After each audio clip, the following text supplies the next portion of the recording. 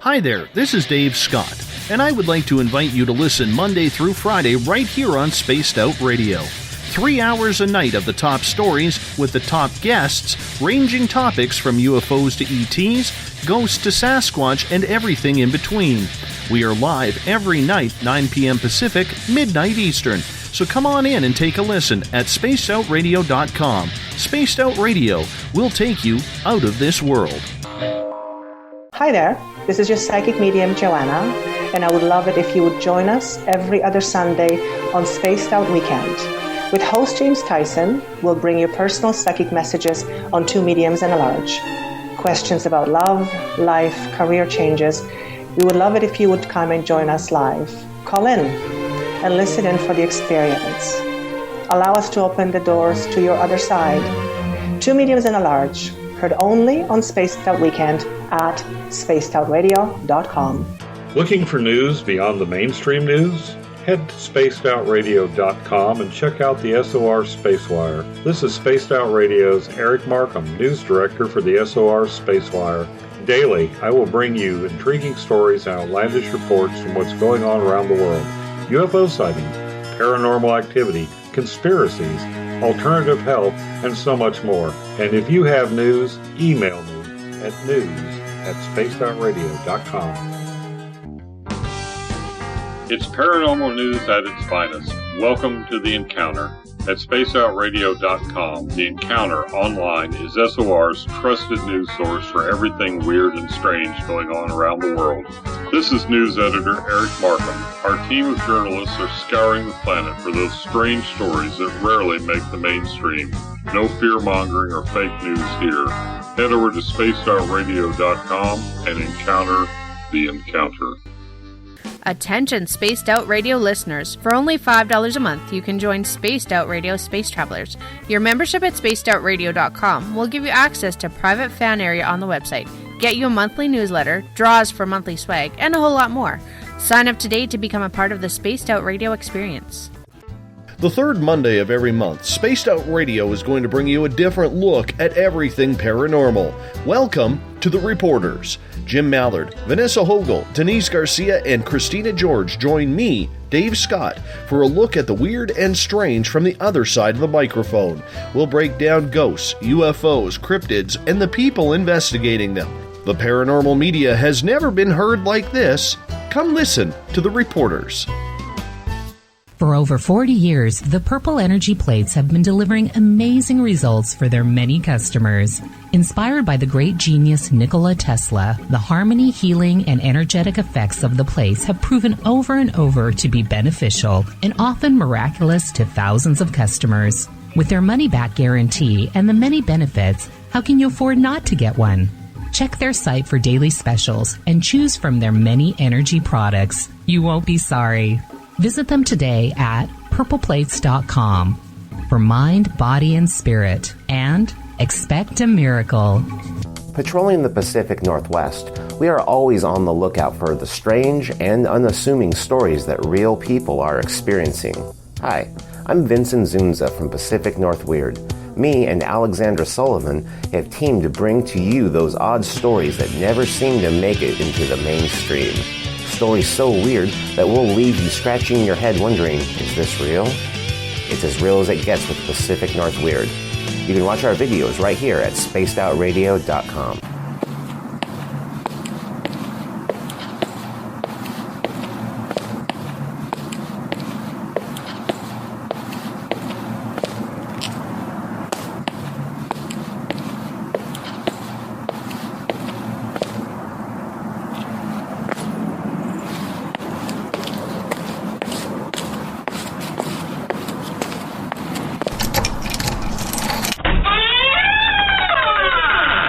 It's time to go live on Spaced Out Weekend.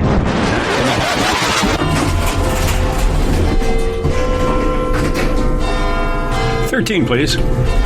Oh, hi, Kevin. Oh, is that the time? Kevin, my friend, don't you find that watch just a little bit loud? Well, I certainly hope our buddy Bumblefoot is playing when we get there. Oh, you stinky big bundle of hair. I said Bumblefoot, not Bigfoot. Oh, it's going to be a long night. It's time to head to the 13th floor of the old log cabin for Spaced Out Weekend with James Tyson. You can tweet James at James Tyson SOR. You can find him on Instagram, Spaced Out Weekend, as well as on Facebook. On YouTube, our channel is Spaced Out Radio Show, and you can check out our website, spacedoutradio.com. Ladies and gentlemen, the story you are about to see is true. The names have been changed to protect the innocent.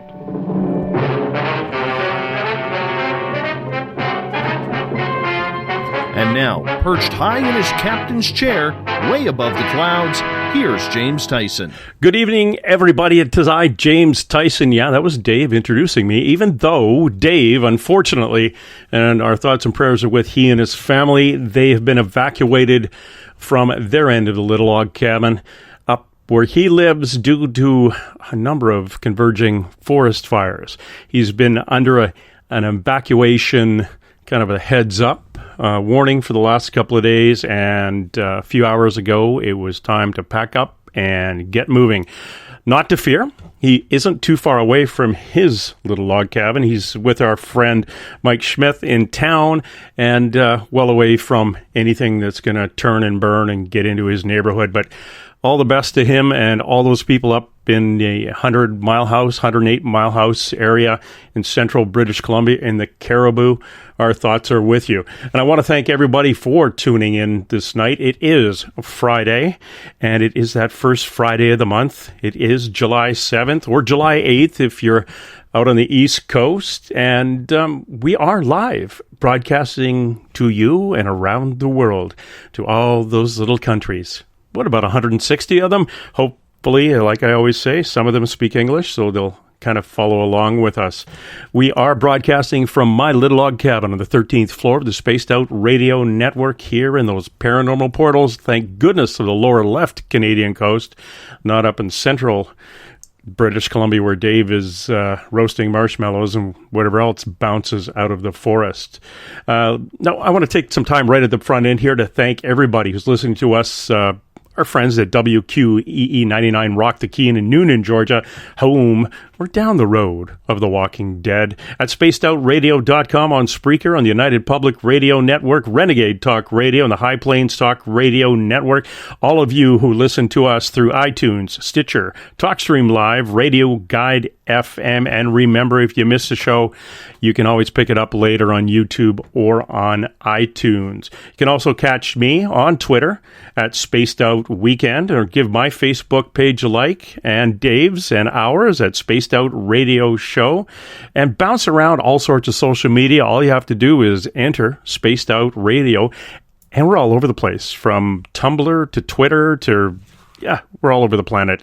And if you, one of the things that Dave wants me to say, because we want to keep Mike Smith a little bit occupied more than having to feed and water Dave and the clan, you got to remember that we do have Mike Smith out looking for stuff that you send in. So if you've had an experience you can't explain, fill out our Sightline report on spacedoutradio.com. The SOR Sightlines report goes to Mike Smith, and he is ready to find out what's going on. He will research it. It is 100% confidential, and he'll get back to you on what he has found out. So all that, and I want to welcome, and this is my first time talking to R. Keith Andrews.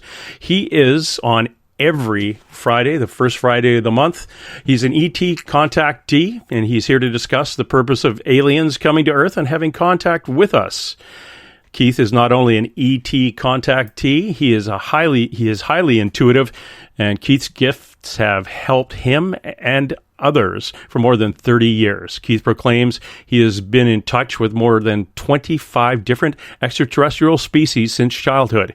He is a near-death experiencer as well, and Keith's website, please go to it. www.innervoiceenterprises.com. Again, that's innervoiceenterprises.com. Keith, welcome.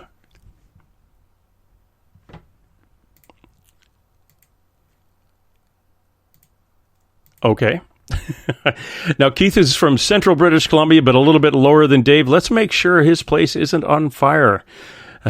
I've been talking to him for quite a while. Finally, we get the show on, and he's gone. Keith, how are you? Yeah. Yeah? Oh, you couldn't wait through that introduction. You figured your hour was over, and off you went. Thanks for dropping by, though. No. No? Who are we talking to? I'm talking to you. Oh, I didn't go anywhere. I thought you hung up on me. Oh, and I thought you hung up on me. It's those evil voices. It's I'm hoping it's not that fire moving down, because we've talked to you, or I talked to you a little bit earlier about you living through one of those a few years ago. Well, yeah, back in 2003, we had one. They evacuated a third of our city, meaning about 35,000 people were emptied out of their houses. Crikey. Where did you go? Well, in my case, I lived 3 blocks from one evac line and 10 houses from the other, so I didn't actually move anywhere. Oh, wow! But most of the affected areas ended up moving in with friends, or we had a lot of emergency centers that were set up. That's crazy. That's crazy. I hope that's one of those once in every 50 years events, if not. Hopefully never again. But well, I can hear. Yeah, that's amazing. Well, thanks for showing up. You missed a fabulous introduction. So I wanted to cut off, hang up on you just so you don't have to listen to me talk about you.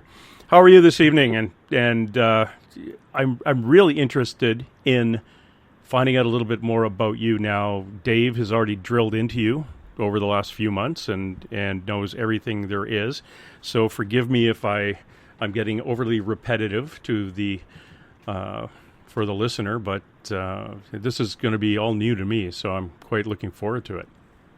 Well, we should clear something up. And by the way, thanks very much for having me, and thanks to all the listeners that have been patient enough to wait. We're going to have to wing this one by ear, But just a real quick note, and I know this has nothing to do with our show, but just a quick note to everybody out there. Dave he's okay. His friends, his pets, all of that seem to all be okay. But the fire is a mess up there. So anybody, sending well wishes would be greatly appreciated. And I do know myself, like Dave's got a list of different people in different radio stations and what have you that listen in. Frankly, I don't know all of them, but I do know in Spreaker that KTLK, the Fringe FM, has put their word in here, so I know they're here. I really want to thank everybody for showing up. Now, James, from your standpoint, rest assured, Dave does not know. Yes, we've talked for months, but feel free to ask questions because we've barely scratched the surface. Even Dave and I, over all the months that we've talked and all the various questions that people have popped in, we've barely touched the surface, quite frankly. Well, that's perfect because you've been doing this for more than a half or quarter century, so I'm guessing that there's going to be a bit more to dig through and find out about. Oh, heaven, yeah. What? Yeah, definitely. When you come on, and I shouldn't say when you come on, but in a setting like this, what do you find the most interesting when you communicate your experiences with others over this medium? It's the interaction, and is that interaction helping you educate as many people as you possibly can on your experiences and bringing it to light that these things really do happen? Well, in all fairness, I don't mind relaying my experiences, but in all fairness, the most enjoyable part for me is trying to keep an eye on the questions that people themselves have, because in a nutshell, if you take a look at the axiom, walking on the moon in 1960 was science fiction. Walking on the moon in 1969 was science fact. Given that comparison, my life is so far into the science fiction realm that it's almost unbelievable. Even from my eyes, I listen to some of what I've gone through, and I'm going like, that's not possible. But I know it is. So when people have a question, I certainly prefer, giving them an answer as much as I can. Mm-hmm. Yeah, it's a fascinating subject. Anything to do with being a contactee, I find fascinating, such as any experiencer, whether it's with a cryptid like Bigfoot, an abductee, ET abductee. These are, I find, fascinating because of the experience itself. It's been, and a lot of people have recessed this experience. Like, they've filed it away, don't want to talk about it. Everything is going to be okay as long as I don't think about it again. And it's only been in the last few years, maybe last 10 years, maybe 10 to 15, we are actually, we're hearing people come out of the closet, literally, on these, well, not literally, but come out of the closet on their experiences, because we have opened up and we have a more of a curious mind for things like that. So it's fascinating for me to hear all the stories that have been put on a shelf for such a long time and bringing them back out again. Yeah, absolutely. I mean, for the longest time, if you even mentioned UFO, you were one step shy of being physically stoned.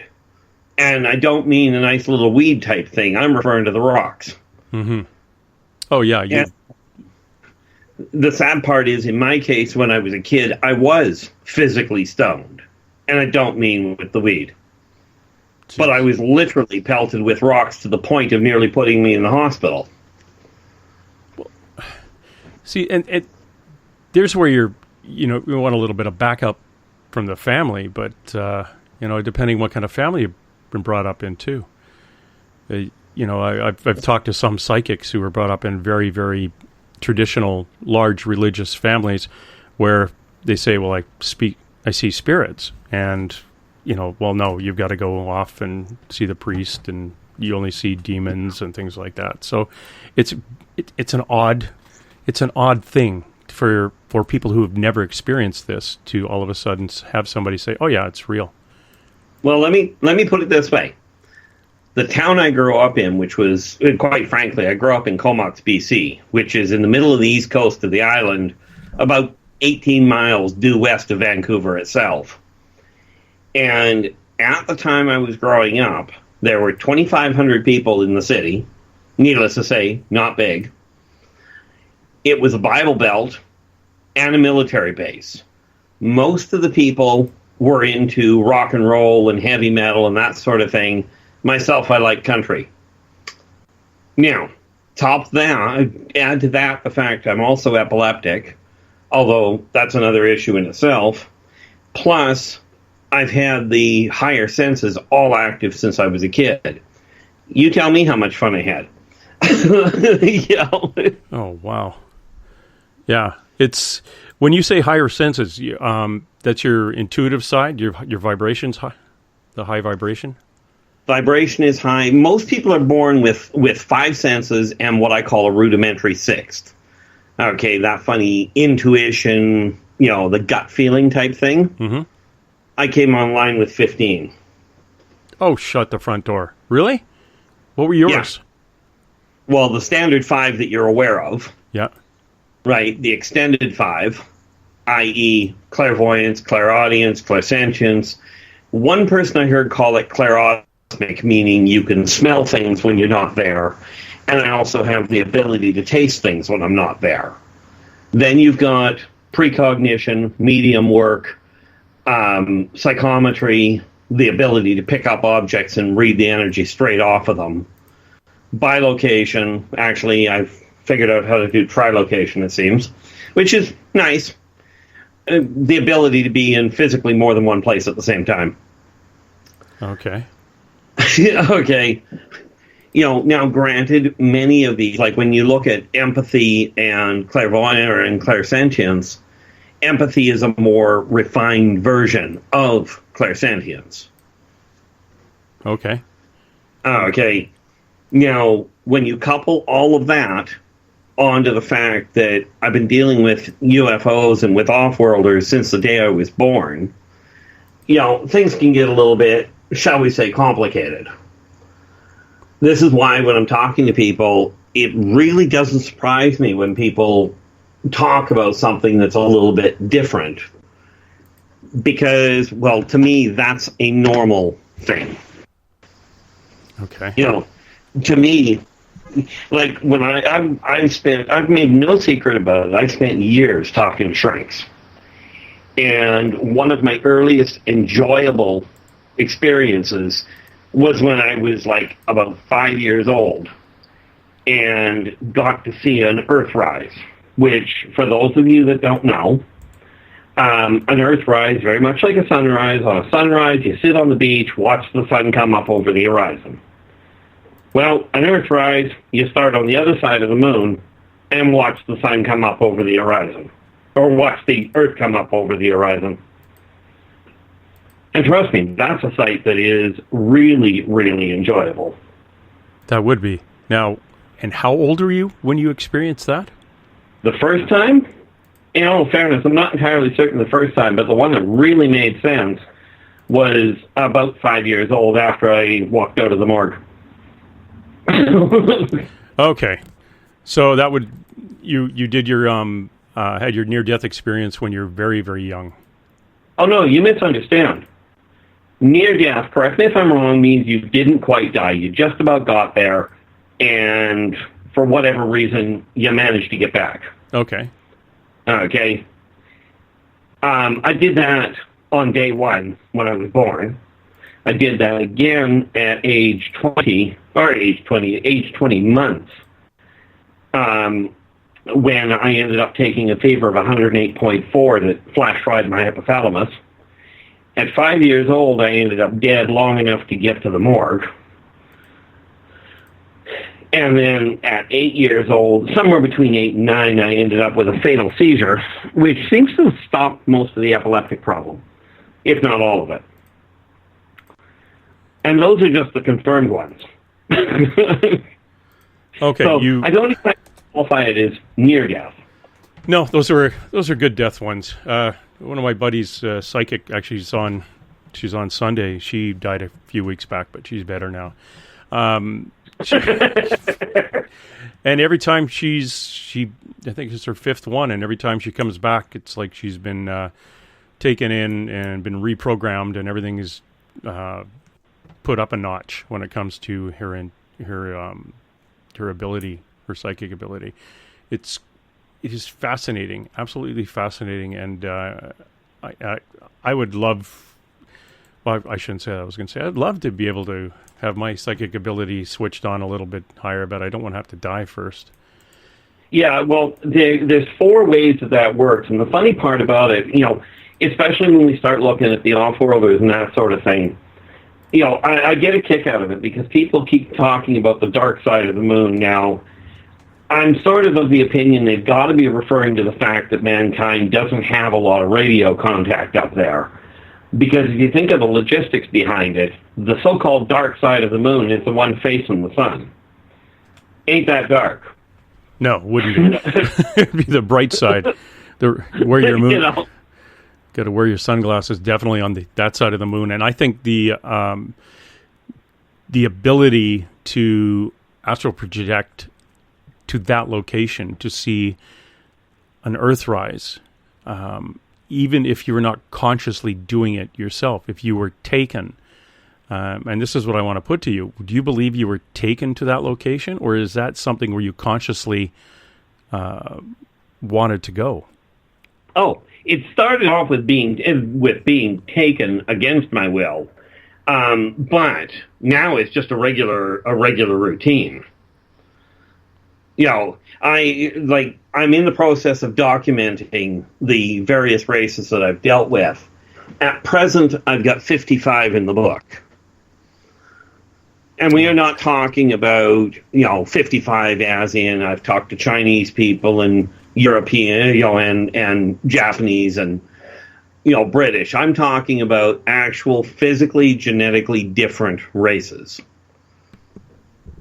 And when, okay. Go ahead. Do you believe, and these races come to this planet? Oh, heavens, yeah. Why? Well, if you say you've got, let's say 25 races, they're all coming to this planet. Do those 25 races also visit each other's planets? Well, yeah. There's something called a galactic consortium, which really boils down to an overall amalgamation of various races that are, as it were, contained. Okay. From that, so they do interact with each other, but there are very definite guidelines to try and keep them together. Now, we got a question here, and this is where things can get a little confusing, James, but Dave's gotten used to it. Gail Hodgins, and pardon me if I pronounced that wrong, in SOR on Facebook has asked, Keith, last week I saw a reptilian. I thought I was supposed to be frightened. So much for my ability to read. I saw a reptilian. I thought I was supposed to be frightened of it. Was not at all. I actually sensed affection.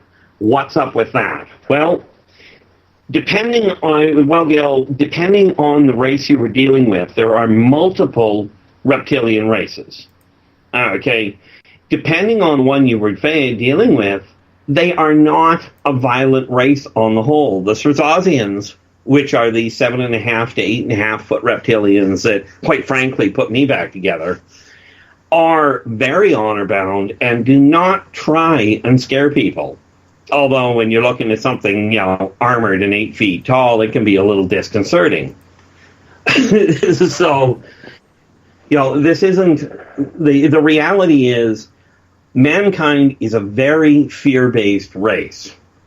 And when we're talking about the number of different races, there's so many reasons that they come. If we take a look at the Greys, which I'm sure, James, you've heard of. Oh, yeah. They are, without a doubt, the most common race that seems to be spotted. But then they are the scientists. The short little 3.5 foot race. They're called Greys, but for those of you that don't know, they come in multiple different colors, very much like humans do. So, okay, yeah. See, the Earth was only about 4 feet tall. So, we're certainly, it's kind of interesting, because very few of the races are inherently negative, although their cultures are difficult to cope with on occasion. The consortium itself is designed to try and keep everything running smoothly. Mario Perales over in Spreaker has asked, Keith, the Air Force or NASA came out. We will have a space station with space soldiers. What are your thoughts? Is the U.S. Air Force getting ready for space wars? Well, Mario, the sad part is I get a kick out of this. The government has come out and said we're going to have a space station. Now, the Mir space station was a beautiful derelict poster child.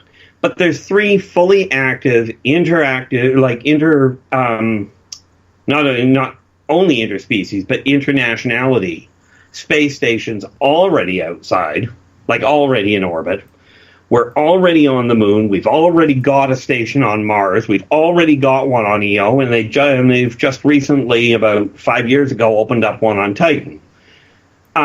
This idea of the government's coming out and saying, yes, we're going to have, is anywhere from 30 to 50 years behind schedule, or behind when they did it, is more to the point.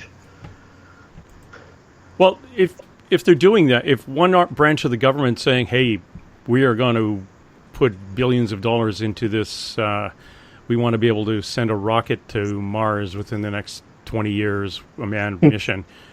Yeah. Like, is it not talking to the other arm of the government, or is that just a baby step smoke show that they're taking us through? Well, let me put it this way. If part of the problem here, I do agree with. Okay. Part of the problem is that mankind is so afraid of itself and its own color differences. Can you picture what would happen if they actually told you that walking about on this planet, interacting with governments around the world, were things like your 8.5-foot reptilian, or your octopod, or your amoebics? An amoebic is quite literally a race that has absolutely no solid physical form. They're a blob of, well, for lack of a better way of putting it, they can take on any form they want. Now, don't get me wrong, they're not doppelgangers. They can't look like perfect humans. But if they need 6 arms to operate, or if they need to go through a straw, they can go. This is what I mean by the fact that there's a lot that the government doesn't tell us. Okay. Yeah. So I find that fascinating, and I totally agree with you. When I hear all these people running around saying, we want disclosure now, we want everybody to know. Well, come on. You look at the U.S., there are people freaking out over Syrian refugees coming. Some kid from Syria showing up, and they've got bunkers in their backyard, and like, this is all my food, you can't have it. Imagine if you added even just 10 different alien species in there. That pushes a Syrian kid right off onto the back burner while your paranoia kicks in about lizard monster-y things and greys with cowboy hats and whatever else happens to show up in your front yard. Well, that's just it. Now, I spotted something back here. I'm just going to swing back. This is where Dave has done phenomenally well at trying to keep track of things. Catherine asked an interesting question on Spreaker, Catherine J., where she goes, can Keith pronounce the hardest non-Terran name he knows? And the answer is yes, but the problem is whether or not anybody would understand it. That would be it. Yeah, and that's over a scratchy microphone. Imagine if it was... I wouldn't want you to call the guy's name while you're walking up behind me in a dark alley, because I'd just about poop myself. But yeah, those are a little bit awkward to have to say. Now, when you say, what language would that be? What was the language Karen was saying? Vegan. DJ? Say it again? Vegan. Yes. See, those non-meat eaters. There you go. Who said they were non-meat eaters? Oh, those are vegan. Those other ones. Yeah, it's... well, the reptilian that Gail says she saw, the shorter one, the little 4-footer, a friend of mine, Gail in Chauncey, sees things. She sees elementals. She sees all sorts of things. And she was on a paranormal investigation, and there was a beam of light kind of lit up beside her, and she thought that was odd. She looked up to see where the source of the light came from, and just as she was about to look up to see the source, there was about a 4-foot tall. She described it as almost like for the insurance company, that little gecko. But he was wearing a tool belt. And that makes sense. Geckos are a very real race. Okay. And she said she looked at it, and it was staring at it, and it looked at her, and then did a double take. And then when I realized that she could see it, it was like drat, kind of all got upset, stepped back in the light, off it went. It was like when you're in Disneyland and you're behind you actually see one of the workers working on something, and they go, "Oh, now we've ruined the magic." It's like this gecko was coming to fix a tree or something, and drat, damn union jobs having to come down here and fix trees. What are the primary races that you've bumped into?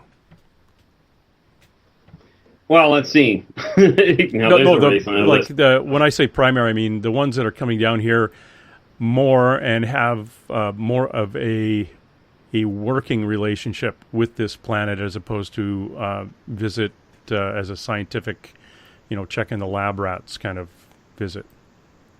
Well, your Strazazians are definitively size. Okay. They're your 8.5 to 7.5 to 8.5 foot reptiles. Okay, and I only use the term reptilian because it's the easiest way to explain it. Okay. Okay. Teklex come down here quite regularly. Now, they've got a civil war going on amongst them because of a difference in political opinion as to what to do with this planet. Pleiadians are here quite literally as healers. Okay, and you won't find a true Pleiadian on this planet because, quite frankly, well, you can, but they've got to be in a protective outfit because the atmosphere will kill them. However, hybrids are actually known to be on the planet. Greys, obviously, virtually everybody's heard of. Wara are definitely here, but they evolved here. The Chitawari are a reptilian race that evolved here. Okay, we do periodically, and these guys don't actually work with governments, but periodically we do end up with elementals here. Okay, when you look at the Nords are actually in regular contact, so are the Mobians and the Martokians. And for those of you who are wondering what any of these are, well, the list goes quite extensive, but Martokians are literally Martians. Now, much as they are green, they are not, in all fairness, short. They are not little green men. They're the same size as humans, but they do have reverse knees. Oh. Okay. Which means, by the way, they can run like you would not believe. They can also jump like there's no tomorrow. Interesting. Okay. Yeah, go ahead. Like I said, I've got 55 of these races that I deal with regularly because of trying to help them. And of course, virtually everybody knows of the mantis. Mm-hmm. Right. Some have unfortunately run into ants, and that one's just a pain in the neck. Which one? The ant folk. The ants? Okay. Yeah. When they talk about ants marching 2 by 2, it's really a bad idea. These suckers are 4 feet tall. They are not nice people. I had a caller call in to one of the psychic shows a while ago, last year, and it was a gentleman who was describing a being, what he saw on his neighbor's roof, and that's exactly what it described. He described an ant that would have been about 4 feet long. Yeah, and that would make total sense, and those things are not nice. Quite frankly, at least none of them that I've ever dealt with. But the reality behind it is that people are the reason that they don't just come out in the middle. You take a look at mankind. And I'm not picking on humans by any means. So before some genius decides to ask if I prefer aliens to humans, no, I prefer people that think. And there are a lot of humans that have done some incredible things. But the questions are popping up again already. That's a government. You saw that too. Yeah. Eric Cooper over in Spreaker. Has Keith ever been visited by the government? Yeah. About 3 years ago, the CIA showed up on my doorstep. Now, considering I live in Canada, that was kind of funny. Hilarious. But they stood up. And, ask anybody that knows me. I'm not known for being subtle, so if I tick somebody off, James, well, get used to it. I've done it a lot. I had the CIA show up, and after 2 visits, which amounted to about 4 hours, she looked at me and she goes, well, you haven't told me anything our government doesn't know. I looked at her and I says, well, then you got one of 2 choices. She goes, what? I says, either I know stuff your government doesn't know, or your government is stupid. Take your pick. Right? And she immediately looked at me and says, you can't call my government stupid. And I says, well, 2 factors. One, I'm an English major, so yeah, I learned how to call your government stupid. Second of all, welcome to Canada. Of course I'm going to call your government stupid. I call my own stupid. Yeah, welcome to the land of real free speech. It's, you know, what are you going to do? Tax me? Oh, hold on. Did you cross the border at all? You're not hassled going across the border? Oh, sure I am, but not for the reason you think. Oh. I'm usually going across the border because I flash fry their security systems. Quite by accident, in all fairness. Yeah. No, my bioelectric field creates all sorts of havoc. Oh, interesting. Yeah, I don't want to go across the border with you. That's it's unless you're doing a TV show. Last year I was in New York, and I was actually asked to step away from the terminal from the kiosk so we could get my ticket. Oh.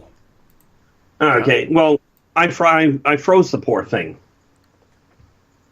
You know, John Tybor over in Spreaker has asked, don't the Hopis have legends of ant people?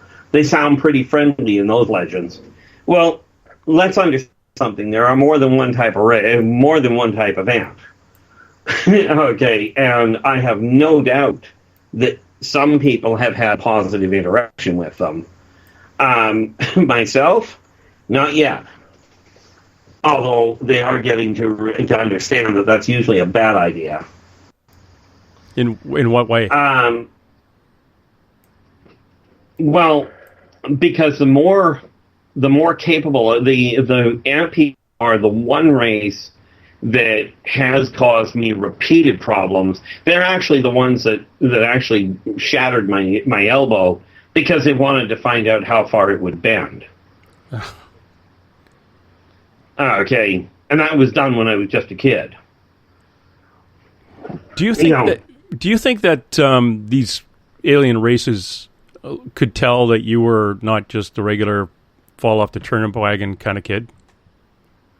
Well, when I said the Serzosians actually saved my life, it was because they're the ones that actually picked me up and put me back together after I had been, well, frankly, murdered.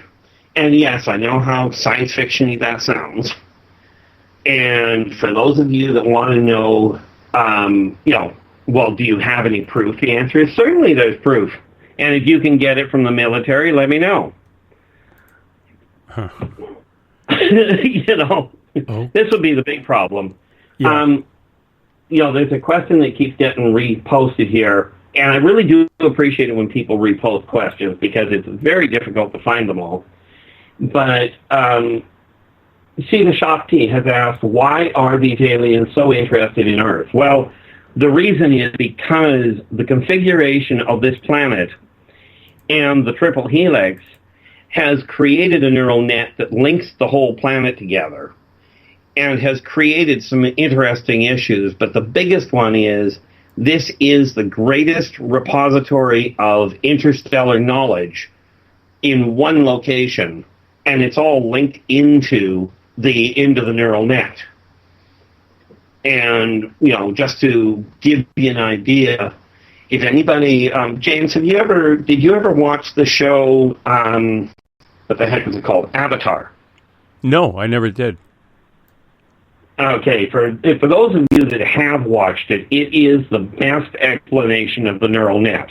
The ancient North American Indians used to have the best connection with the planet. They used to understand it. And I know this is going to tick some people off, and, well, I got over it pretty quick because I got off of them a long time ago for the people that fall into this. Centuries back, the North American Indians had this brilliant idea that if you were going to make a change to the planet, you would pay attention to what was going to happen 7 generations, meaning roughly 140 years down the road, before you cut tree 1. Nowadays, most of the so-called First Nations people are frankly dark-skinned white people. They don't pay attention to the planet. They don't pay attention to the, to the state of the world any more than the white people do, or any other race, like any other human nationality. Does it annoy me? Certainly. Because one little detail that is extremely important for people to realize, now it gets asked at least once a night, like when I'm on, it gets asked at least once why the off-worlders don't come in and straighten out this mess. Well, the off-worlders have tried multiple times to straighten out the mess. They have told people, you need to do this, you need to stop poisoning your planet.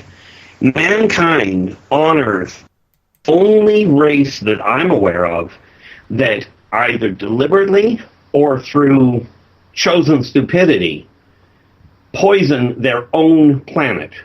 Now, there's a lot of races that will go out and poison somebody else's planet, but none of them go out and deliberately poison their own. Okay, so when we're talking about the other races coming in, just for example, anybody that's got kids know this one. If you tell your kid, if you go and clean up your kid's room and you never have them do anything, they're never going to clean it up themselves. They just ignore it. Yeah. If you force them to go and clean it up, if you tell them flat out, you have to clean up your own mess, here's how to do it, then they stop destroying it. At least, they stop poisoning it or letting it go into a real mess. And the fact of the matter is, there are many things that the off-worlders have done. People talk, and I'm pretty certain you're aware of this, even being new to the field if you are. There's lots of talk that Hitler was in contact with off-worlders during World War II. And the reality of the reality of it is he was. But so was just about every other major power at the time. And the minor powers, in all fairness, were as well, but it didn't really have that big of an effect. I mean, let's face it. How much difference is it going to make to the world at large when the Quattle were in contact with the Central American Indians? They didn't exactly have a lot of impact on World War II, but they were a real race. They are a real race, and they did have real contact. The thing here, the thing I look at is very much an issue of people have to realize the off-worlders aren't here to clean up. They're here, the scientific ones are here to watch what's happening and to study evolution. So when you've got the people coming in, when you take humans that are being picked up, tagged, experimented on, have blood samples taken, etc., or get locked in a room with other humans to see whether or not they interact. Quite frankly, humans do the same thing to other animals that they consider lesser life forms. It's just mankind doesn't like being the so-called lesser life form. Now, something to be clear on. In my opinion, and this is one of the big reasons why I keep getting picked up by the different races, I don't see a difference between a reptilian, an insectoid, a human, a Martokian, even a Vulcan. And for those of you that are going to jump right to the pointy-eared Star Trek Vulcan, those aren't Vulcans. What? Vulcans are actually... Pardon? I said, what? Come on. No, what are they? Vulcans are actually a gem. They are literally living gems. Okay. And I don't mean nice people, although many of them are nice. You know, I'm literally referring to they're crystalline. I see. Yeah, that's fascinating. You know, some of the people I've talked to about the transportation, the ships that they're using, are actually run organically, or they're used by beings through gems. And, absolutely. Yeah. Do you get much in your communication with these people? Do you get much into their own technology, discussing their own technology? I'm going to say something that most people are going to go, huh? I'm working right now on a project that requires comprehensive understanding of the oscillatory densification of the tri-transtemporal equilarity, which we just uncovered just recently, the fact that a fractal inversion will actually help correct part of the problem. Okay. Makes total sense. Now, to me, it made perfect sense. Ironically, I failed college. Now, you give me a holographic interface, and I'm quite happy with it. Give me a binary computer, and the fact I've got them working is actually kind of amazing. You know? Do you think doing it into their technologies? Yes, I'm working on building something called a Merkaba, which is sorry, not a Merkaba, a Merkaka, which is it literally is an energy healer. Okay, but it's a pretty big one. And when you say it's big, how big is it? About 20 feet in diameter. Okay. Do you have to grow your own crystals in this? No. Okay. The crystals actually don't have to be very big. It's the mechanism to handle the chair, the platform you stand on, to be adjusted that becomes a little on the big side. Now, it can be built laying down, but it works better if you're standing up. And when you say it's a healing device, there are other devices that are energy healing and sound healing and vibrational healing that are smaller, but are more specific to certain types of ailments, whether they're psychological or sometimes it's an organ.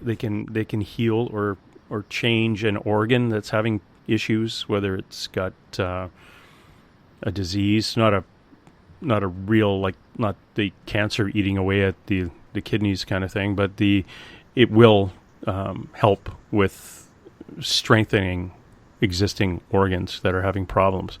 But it's relatively small, and there was a number, and these blueprints were downloaded into a psychologist who then went out and built these things, and now they're in various offices around the world.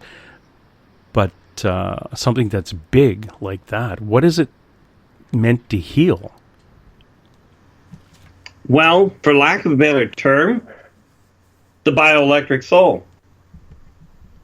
You see, anybody that knows anything about energy healing or about Reiki, most Reiki masters work with 7 chakras. Okay, with 7 major energy clusters. The really good Reiki masters work with 9. I work with 28. Okay. You work with that weird circle that's over your head and the one that's below your feet? Yes. Okay, that's cool. But I also work with the wing ones and multiple others that are, quite frankly, not inside the physical human body, yeah, but are inside the energy field. To give you an idea of how well it can work, when I snapped my arm on January 3rd, or March 3rd of 2004. Okay, and I snapped it to the point that I had to have it rebolted. Okay, like I went to a normal doctor and had him bolt the thing. Mm-hmm. On the 12th of March of 2004, when I went in to get the bandage from the operation changed, I'd already healed the bone. Oh. So this idea of you have to take months and months to heal, no, you don't. And I frankly don't have that much time. As in, I don't like sitting around, and I've heard a lot of horror stories about about what can happen. About how uncomfortable those are. Yeah. Okay. So we're looking at a lot of changes. Okay. The funny part about it, the reality that you have to look at is people have to learn that it doesn't matter what color people are, and this is what the off-worlders have figured out. Now, off-worlders have not got everything straightened out. If they were perfect, Mario, the answer is yes. Mario has asked in Spreaker, he goes, Keith is talking about energy. Can you create energy balls and throw them? And the answer is yes. The unfortunate part is I can also do it when I'm just annoyed. It can really be annoyed. Yeah, no fun. But the thing is, people have to work with each other, and they've got to get away from the idea that just because somebody looks different, there's something wrong with them, if you will. Okay. The nice part about it is more and more people are opening up. They are paying more attention to each other. They're starting to figure some of this out. I know they're supposed to be running the show, and I have a tendency of doing this with Dave, which anybody that's listening in on a regular basis is aware of. But did you realize we're getting right near the top of the hour? I do. And one of the things that I was going to mention is that because we don't have Dave's commercials, I'm going to toss one of these things in. I was going to toss it in at 58 anyway, so there you go. You got me talked into it. This is going to be a 4-minute stretch instead of a 7-minute. I want to thank everybody for hanging out. I am going to hang up on our Keith Andrews and phone him back and see if we can get his connection any better. And we're going to meet you all again on the other side of this 4-minute stretch and relaxation. Hi there, this is Dave Scott, and I would like to invite you to listen Monday through Friday right here on Spaced Out Radio. 3 hours a night of the top stories with the top guests, ranging topics from UFOs to ETs, ghosts to Sasquatch, and everything in between. We are live every night, 9 p.m. Pacific, midnight Eastern. So come on in and take a listen at spacedoutradio.com. Spaced Out Radio will take you out of this world.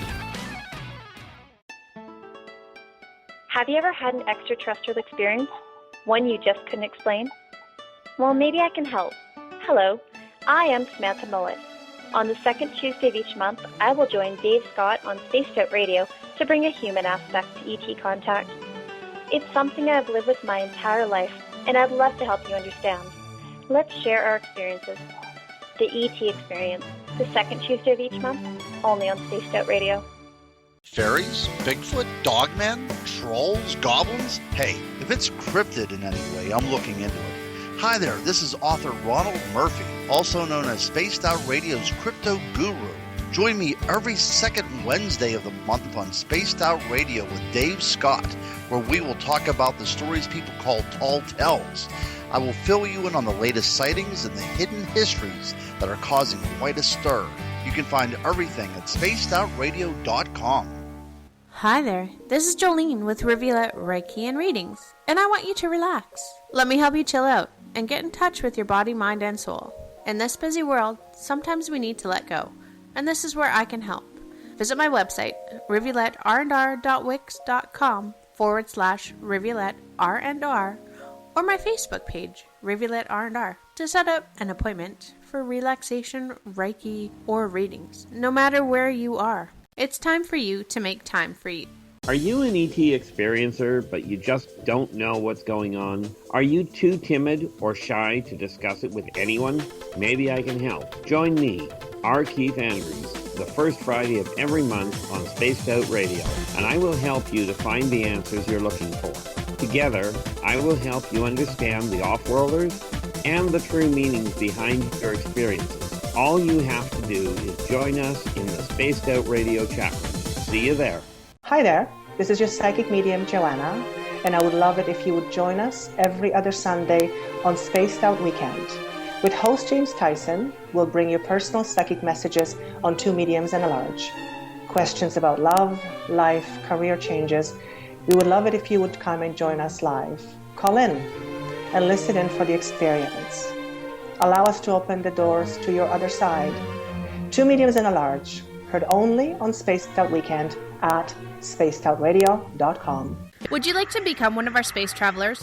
All you have to do is click on the Space Travelers icon at spacedoutradio.com. For only $5 a month, you can get access to some great prizes, as well as private monthly shows, newsletters, and a members-only section on our website. Become a space traveler today. Are you interested in advertising on Spaced Out Radio? Head to our website at spacedoutradio.com and click on our advertising tab. There you will find an assortment of ways you can get your product out there with us. From the radio, commercials, to banners, to social media. Have a product you'd like our host to endorse? We can do that too. Visit spacedoutradio.com for more details. Spaced Out Weekend and Cosmic Passport can be heard every Saturday and Sunday night, starting at 9 p.m. Pacific, midnight Eastern Time. We're always 3 hours a night, 7 days a week.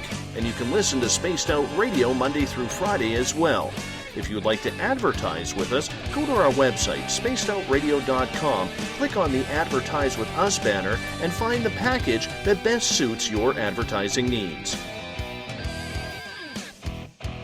Welcome back, everybody, to Spaced Out Radio. It is I, James Tyson, in for the marvelous Dave Scott, who is evacuated and unfortunately living at Mike Schmidt's house. No, unfortunately, his whole family has been moved out because of forest fires in his area. So precautionary evacuation. They've all moved into town and into the big city of 100 Mile House. So they're all in town now, away from the fire, and we wish them all the best and hope things are going to turn out just tickety-boo for he and the family, and their property is going to be good. And his lovely dog, Doug, is going to be safe and sound because he is an awfully good dog. Hey, while I got you here, if you go to spacedoutradio.com and follow the links around there and check us out. And I just noticed today it's a brand new website. I haven't looked at it for a couple of days. I went to look at the chat room there, and that was gone. So check out the new Spaced Out Radio website and see how you like it. Plus, if you go to patreon.com, we have some special cool offers for you, our listeners there.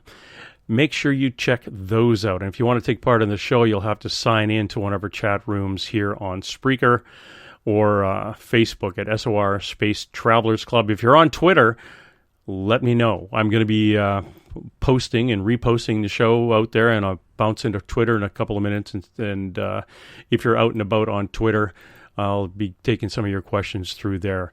We are back with our Keith Andrews, and we were talking about, before we left, those little critters and the stuff that they do and why they're here. You were talking about a healing machine. The information or the data that you're using to complete this machine, how is it given to you? Well, frankly, best way I can put it is I woke up with it. Yeah. Okay. Well, it literally was a case of, well, I shouldn't say, it was. It really did boil down to waking up with it and realizing what I was looking at. But I'm going to address something here. I'll get back to that because, Joe in SOR, he is right. Okay. What Joe has said is, maybe it's just me, but having Keith say that Native Americans are nothing more than dark-skinned white people that don't know anything is pretty insulting. Well, he said something a little more. And quite frankly, Joe, I do agree with you. It was absolutely insulting. But I didn't say all of them. And the reason I said most is because most of the ones that I've either run into personally or heard people talk about, the greater majority of them, and I can tell you one right off the bat that doesn't fit this. There's a chap that I know down in the States somewhere, I don't know, by the name of Dog2, that is a phenomenal so-called First Nation, but North American Indian. But the greater majority of the ones that I talk to and that I've heard of other people talking to talk in terms of profit. They talk in terms of expansion. They talk in terms of what's theirs as compared to what's somebody else's. And they don't, on the whole, look at the damage to the planet, even on their own areas. And quite frankly, that's very much along the same lines as most of the white people that I know of. You know, so from that side of it, does it insult some people? Absolutely. And, you know, frankly, it is along the same lines to me of going, you've got the hair for the North American Indians, they've got the heritage, they've got the teachings in their own area, and granted, Westerners did a phenomenal job of trying to beat it out of them. But the teachings are still there, and the North American Indians, they would pay if they would actually go back. When I talk about going back to their teachings, I don't mean go back to living in some sort of a teepee or, you know, go away from the modern world. But what I'm referring to is the North American Indians actually have a phenomenal heritage that if they tap into it, they can actually bring balance back into the area that they're living in on each level. Okay, now, there are a number of them that I've met that are incredible people. So, do I see a difference between them, white people, Srazazians? Do I see Teklex being any better? No, in all fairness, I really don't. The moment you have any people out there that are fighting against each other to change something without actually looking at what they're changing, it can create some pretty big problems. You know, that people just don't, you know, when they get back to the medical technology and what have you, when with it, basically it's been sitting there for a long time, and it all basically started to make sense, which worked out kind of conveniently from my end. You know, the intriguing part of the different technologies that are out there, we talk about why the off-worlders don't step in and clean up the mess. Okay. And the reason for that, the big problem there, is that they keep pointing things out. Like when they first started dealing with the different governments, they turned around, the off-worlders, turned around and gave techniques to the governments. They made contracts, they made agreements with the various governments, and tried getting them to work on healing techniques, work on helping bring balance back to the planet. Human governments, virtually every one of the contracts that was made. So the off-worlders turned to the corporations and went, okay, well, at least you guys can get to the people. The greater majority of the corporations were more interested in the money that was able to be made than they were. So they have now turned, the off-worlders have now turned to the individuals. And by turn, they have they're starting to release more information. And forgive me there, James. You mentioned somebody that's been given a number of healing tools that he is putting to use. And the tools are being handed to get out to the general public. Yeah, those if tools, that makes any sense. Yeah, and the tool exists. It just would cost you $10,000 to get one. That's the unfortunate part. It's exactly. She sells them, and because they're manufactured, they have to be manufactured, and there's a lot of, they're worth probably about $6,000-$7,000 into the thing before it walks out the door. So, and she does have to live. So, and I'm thinking these don't sell like chocolate bars. They're pretty specific. You might only sell one or two a year. So it's it is what it is, but it's getting out there. You're a little bit cutting out, Keith, and you may be speaking. You're breaking up really bad, James. Yeah, and so are you. And so are you. So, yeah, we're both breaking up. In the. Try that again. Yeah, we're both. If you're hearing me break up and I'm hearing you break up, I don't know what we can do about it because we tried to reconnect, and it seems to work out okay. But again, Mercury in retrograde. My moon is in the wrong place. I don't know what's happening. It's Dave. It's that Dave and his fire. I think that's it. The healing. Yeah, go ahead. I was just noticing here that Elizabeth Anglin in SOR has recited a bit of a Hopi prophecy where the natives would lose contact. They would lose track of their connection with Earth. And then they would end up having their love for Mother Earth that would go beyond love of any red man and she's paraphrasing. So it's a case of the way has been lost.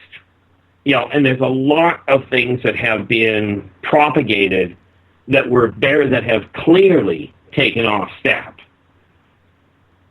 There is no question that that a lot of what the ancients actually knew has been, and when I call them the ancients, I mean go back 300 years. What the people alive then actually knew was far more advanced from a spiritual standpoint than the way people on the whole are living today. Yeah. That's one of the biggest issues here. Well, you think these guys are coming into, they go to a government official, they show up at their door, dressed in their best lizard outfit. They show up and they say, look, you guys have to get your poop together here or we're all going to die. And you'd think the human who's never seen one of these before, but read about it in a briefing just before he or she became in charge of the country, is going to, once they actually get their breath, are going to listen to them. When they say, you're polluting your water, you're going to have to stop doing this or the world's going to come to an early end and it's going to be your fault. Why aren't they saying, okay, sure, I got some alien being showing up in my office telling me I better get my stuff together globally or get my country together and let's get this done. Why is there hesitation? And why has there been so much hesitation? Ironically, mankind in every nation around the world, pretty much. I mean, I'm sure there's some that have sorted it out, but especially with so-called first world countries, every nation knows the damage they're causing. Okay? They know full well what they're doing, and they're doing it anyway. Okay? So another race stepping in, if you know you're hurting yourself and you're not doing anything, most people, if a modern doctor comes to you and says, look, you've got to quit smoking because you're going to kill yourself, that is not enough for somebody to stop. They've got to get the message in their own heart. Okay. That's where the reality of that is. Well, that's where your healing machine that should be used, or a similar type of device used on somebody who is going into a position of authority. And if you're that advanced, and again, thinking generations ahead, you should be able to take that 6-year-old or in the first grade and flash him with something and get him fixed, because he's going to become a world leader someday, and get working on it that way. But that's just, to me, I'm looking at it as the human way, and kind of cutting through the easiest way to do this. I'm sure with personalities and things, but still, personalities, my gosh. If the new president of the United States, if 45 read the book or got something handed to him saying, hey, there's aliens out there, but we're not going to tell anybody, I'm pretty sure he's the first guy to say, I'm going to be the one to tell everybody. I'm going to have to do something that is extremely, almost unheard of.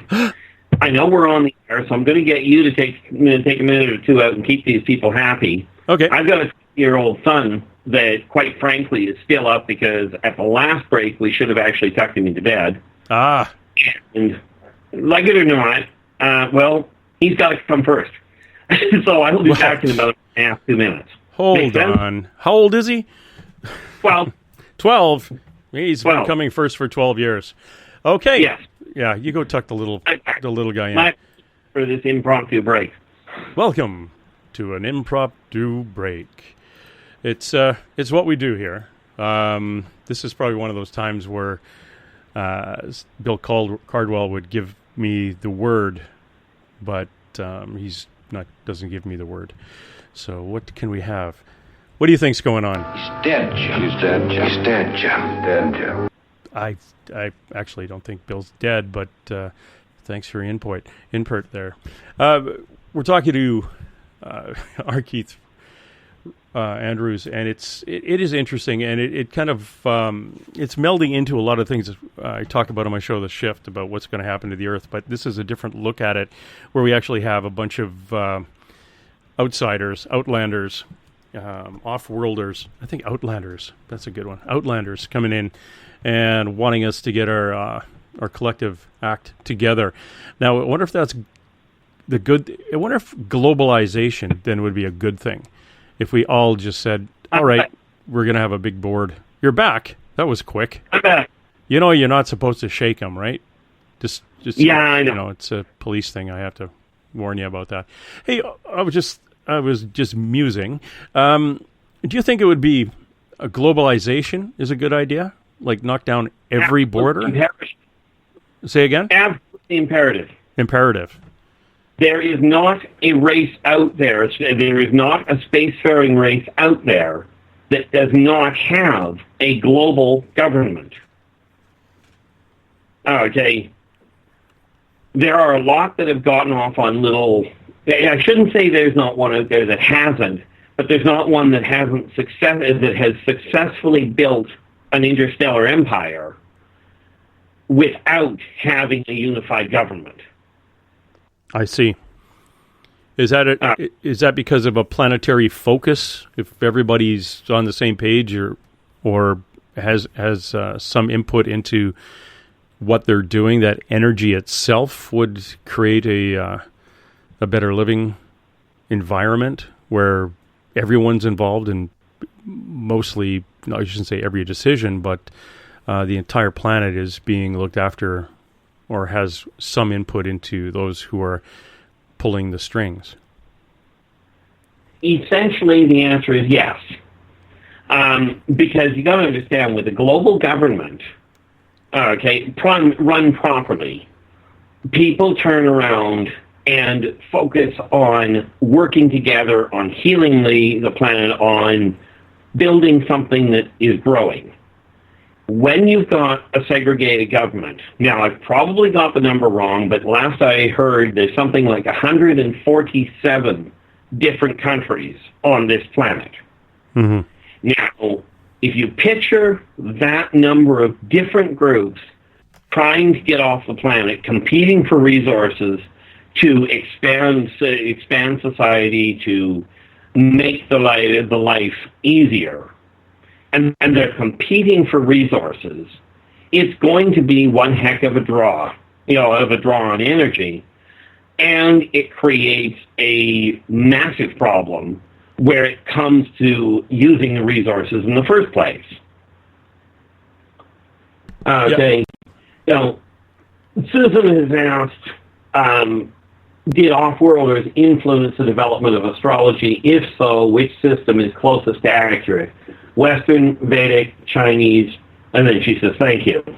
Well, they all, I mean, that's actually a really intriguing question. Did they have an impact on it? Yes, but astrology itself was absolutely developed by Terrans, by people living on Earth. And the thing with whether it's Western, Vedic, Chinese, whatever, I'm familiar with, well, I am a Western astrologer. There are flaws in all of them. But if you use them consistently with the same techniques as each other, like, for instance, if you take two Vedic astrologers and they use the same method for interpretation, it will come up with the same answer. You know, the problem with astrology itself, and I'm speaking specifically with Western astrology, but I surmise that it's probably the same problem with the other two, is that, frankly, they have a critical failing in it. And for those of you that pay attention to astrology, just on a short note, the failing is this. They calculate all of the planets moving, but they don't bother taking into consideration that the cusps are moving the other direction. You know, this particular show, I'm not going to get into a whole pile of detail on that one, but specifically where it comes to Susan Mack in Spreaker, if you want to drop me a line, I don't have a problem explaining that further, but this is certainly not the right night to do it on. At least I don't think so. What do you think there, James? No, we can, yeah, if she wants to drop you a line, that's perfect. It's something that you'll have a little bit more time for, too, and be able to get a real proper answer. One of the things I do want that comes from that question is if you are from another planet and you're from another galaxy and you look out into space and you were born on Quagmark the 11th in year whatever, right. You know, you're not going to be under Leo. You're not going to be under Sagittarius. You're going to see it's going to be a different star cluster. Absolutely correct. So, you know, how does that affect the astrologers that come from the other side of the universe showing up here saying, hey, I'll teach you how to do this? See, we'll call that Aquarius, and this is what it means to you. I don't know if you could answer that question, but that's just the first thing that comes up is if each planet has their own system of astrology, you know, where did it develop from? And if it was us or we that really refined the one that's here, most likely it's because it's those constellations that we see from this little blue stone floating in space. And if you can find a question in there. That's just, yeah. You're absolutely right. People born in a different star system, when you desire to see what their life is doing, you have to look at their star system. When you take somebody from off-world, bring them here, in order for them to understand Terran astrology in any one of the forms, they're going to have to learn the way Terran astrology works before they're going to be able to work with it. All of these sciences, and I do call astrology, myself, I call it an actual science, because if you use the same system and you use the same techniques, then one astrologer to the next will be able to come up with the same answer. The same way that with chemistry, if two scientists use the same experiment and the same chemicals, they're going to come up with the same answer. Okay, this is, for lack of a better way of putting it, in my opinion, that is science. But all sciences are, for lack of a better way of putting it, theory. And one of the prime examples that I like to give is, from my understanding, modern physics, modern Terran physics says the bumblebee, that funny little black and yellow thing, cannot fly. Wing displacement, wing speed, the air displacement, the weight of the thing, the mass of it, it can't get off the ground. But as the saying goes, nobody told the bumblebee. Yeah. Stupid bees. It's different when it comes to, understanding. And again, I look at it as it's coming from a different point of view, and those things that I see, or we look at it and they go, okay, I'm looking at it from my place in the Pacific Northwest, and you're looking at it from China. We're going to be looking at it from a different angle, but it's the same thing. It's like looking at a car accident. Two people looking at the same accident are going to see it in different, they'll describe the same thing from different angles. But does it mean that the car accident itself is different? So when it comes to astrology, you're looking at things that are from a different angle itself, but you may call it a different name. It all comes down to it does the same thing for the individual. Yes. Okay. You've got that absolute money. All right. Yeah, so if I bump into an off-worlder, and that off-worlder is we'll call it a crackpot, and I'm a Leo, so heck, we're the same. But that's why we get along so well with some alien beings, because they're the same sign as us. That's one of those weird, almost philosophy kind of things, where we're talking about things. We're adding what we would call Earth science, or Earth point of view, a Western point of view, to something that I can't even imagine existing. So I know it's easier for you because you can imagine alien life existing because you've been involved in it for darn near 50 years. So it's a little bit different when I'm seeing you talk about it, or hearing you talk about it, compared to somebody like me who's never encountered one of these people. It is to me still it would be really nice to have that experience, but I'm really not sure what I would do with the experience. Well, I'm going to tell you this. It does change the way you look at the world. Just a quick little side note here. When can we try English? What do you think? Elizabeth had, no, my apologies. Gail Hodgins in SOR. She asked, Keith, would you please say the project you are working on You said it so fast, I missed part of it. Okay, so I'm going to give you a moment just to get your pen ready, get your ready if you want. But what I said was I'm working on a project that involves the oscillodensification tritransdimensional equilarity. And we just recently discovered that that a fractal inversion is required to slow the system down. Now, yes, I realize that sounds like Swahili, or something to that effect. You know, but that is one of the projects. Now, how do you say it takes a fractal inversion to slow the system down? How are you going to do that?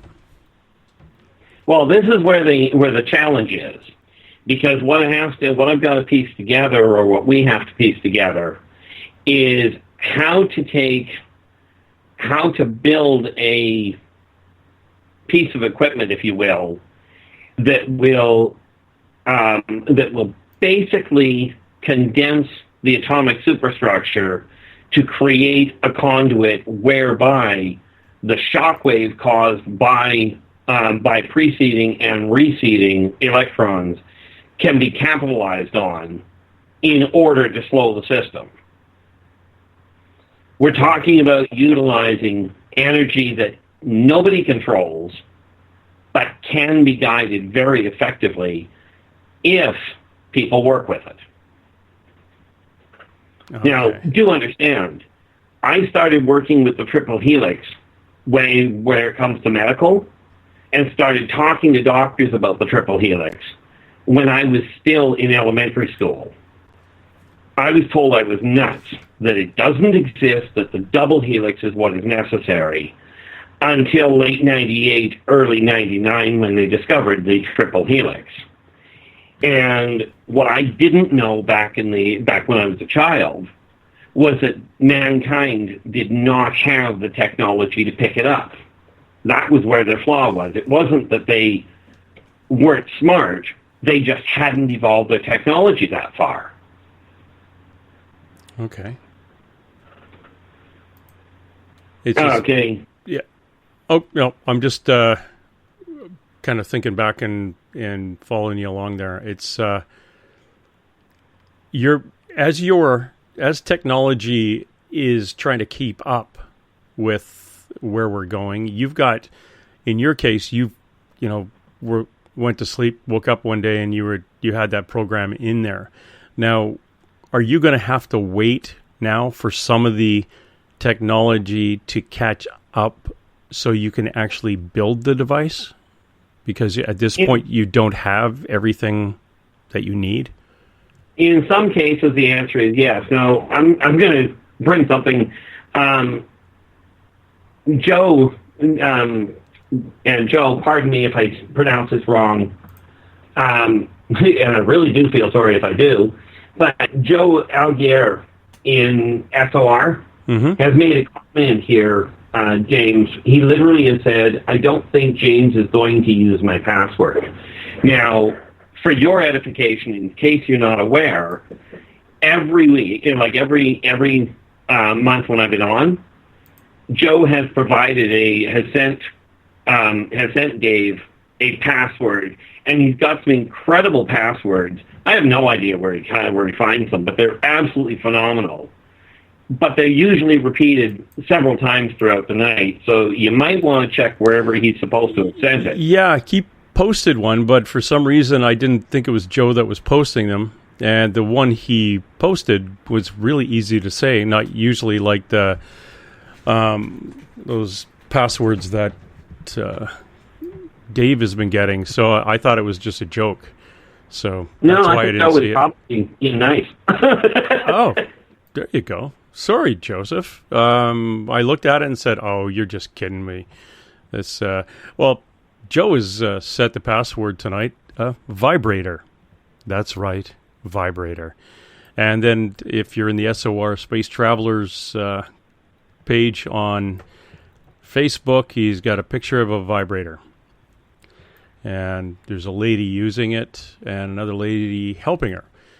And it's one of those ones that, it's on a stand and the strap goes around your waist, and I guess it was to vibrate and jiggle and somehow get rid of the cellulite or something like that. Looks like it's from the 1940s or 50s or something. So it's some kind of jiggly vibrator thing. And for some reason, underneath that, I put a picture of a Hitachi, which is just a big crane, like steam shovel looking thing. Not a steam shovel, it would be diesel. So the Hitachi diesel, and right under the vibrator that the two ladies are playing with. So that's this story for tonight. The password vibrator from Joe. Thank you very much. See, I got a password. I think Elizabeth Englund one night got a password that was that easy too. Strange thing. Anyway, we've got the password out of the way, and the password is, for whatever reason, is actually used as that password, the day of toilet paper. Anyway, we've got the password out of the way, and let's move on. Let's scream. Now, move on. There was an interesting, Joe actually asked another question.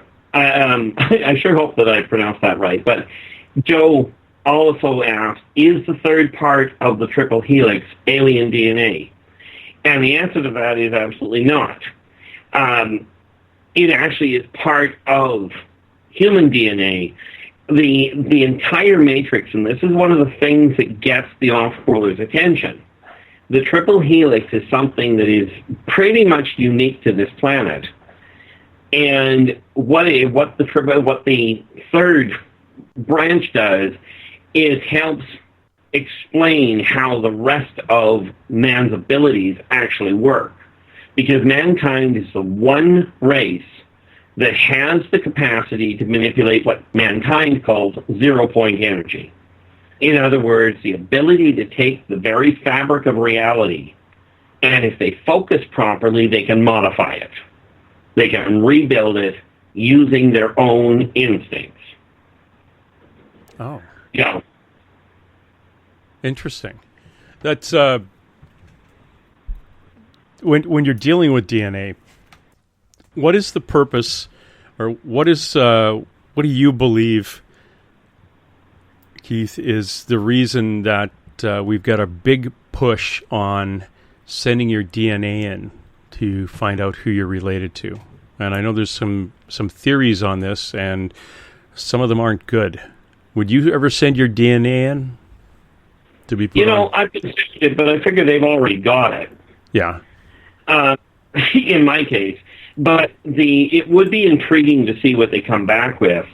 The theory behind it, there's all sorts of ways you can twist it into a negative. Okay. But let's look at the positive side. The more people that actually get their DNA tested and come back and look at it and find out how interrelated, and I mean genetically, with the rest of the nationalities on this planet, it may help break down this barrier that people have against working with their neighbors. Okay. Everything can be spun into a negative side, but it can also all be spun into a positive. I'm a firm believer somewhere halfway in the middle that really holds the bill. Yeah. Yeah, we've talked about it, and some people believe that the global they, are tracking these things down, and that they're using DNA. They're actually tracking who we are, and they're monitoring certain types of DNA. So when Ancestry.com says, please send it in and we'll tell you who you're related to, it's actually going into some government database or black ops database to pick and choose who's going to exist in after the next cleansing. But that's conspiracy theorists for you, those little dickens. The thing is, and this is one of the reasons why I encourage people to talk to their neighbors. Okay, Mila McDonald in Spreaker has said, do you believe in inner Earth aliens, Antarctica, and if so, how does their technology stack up versus enemy alien races from other planets? Well, there's a really neat little problem with that. First of all, they don't have the same types of technology.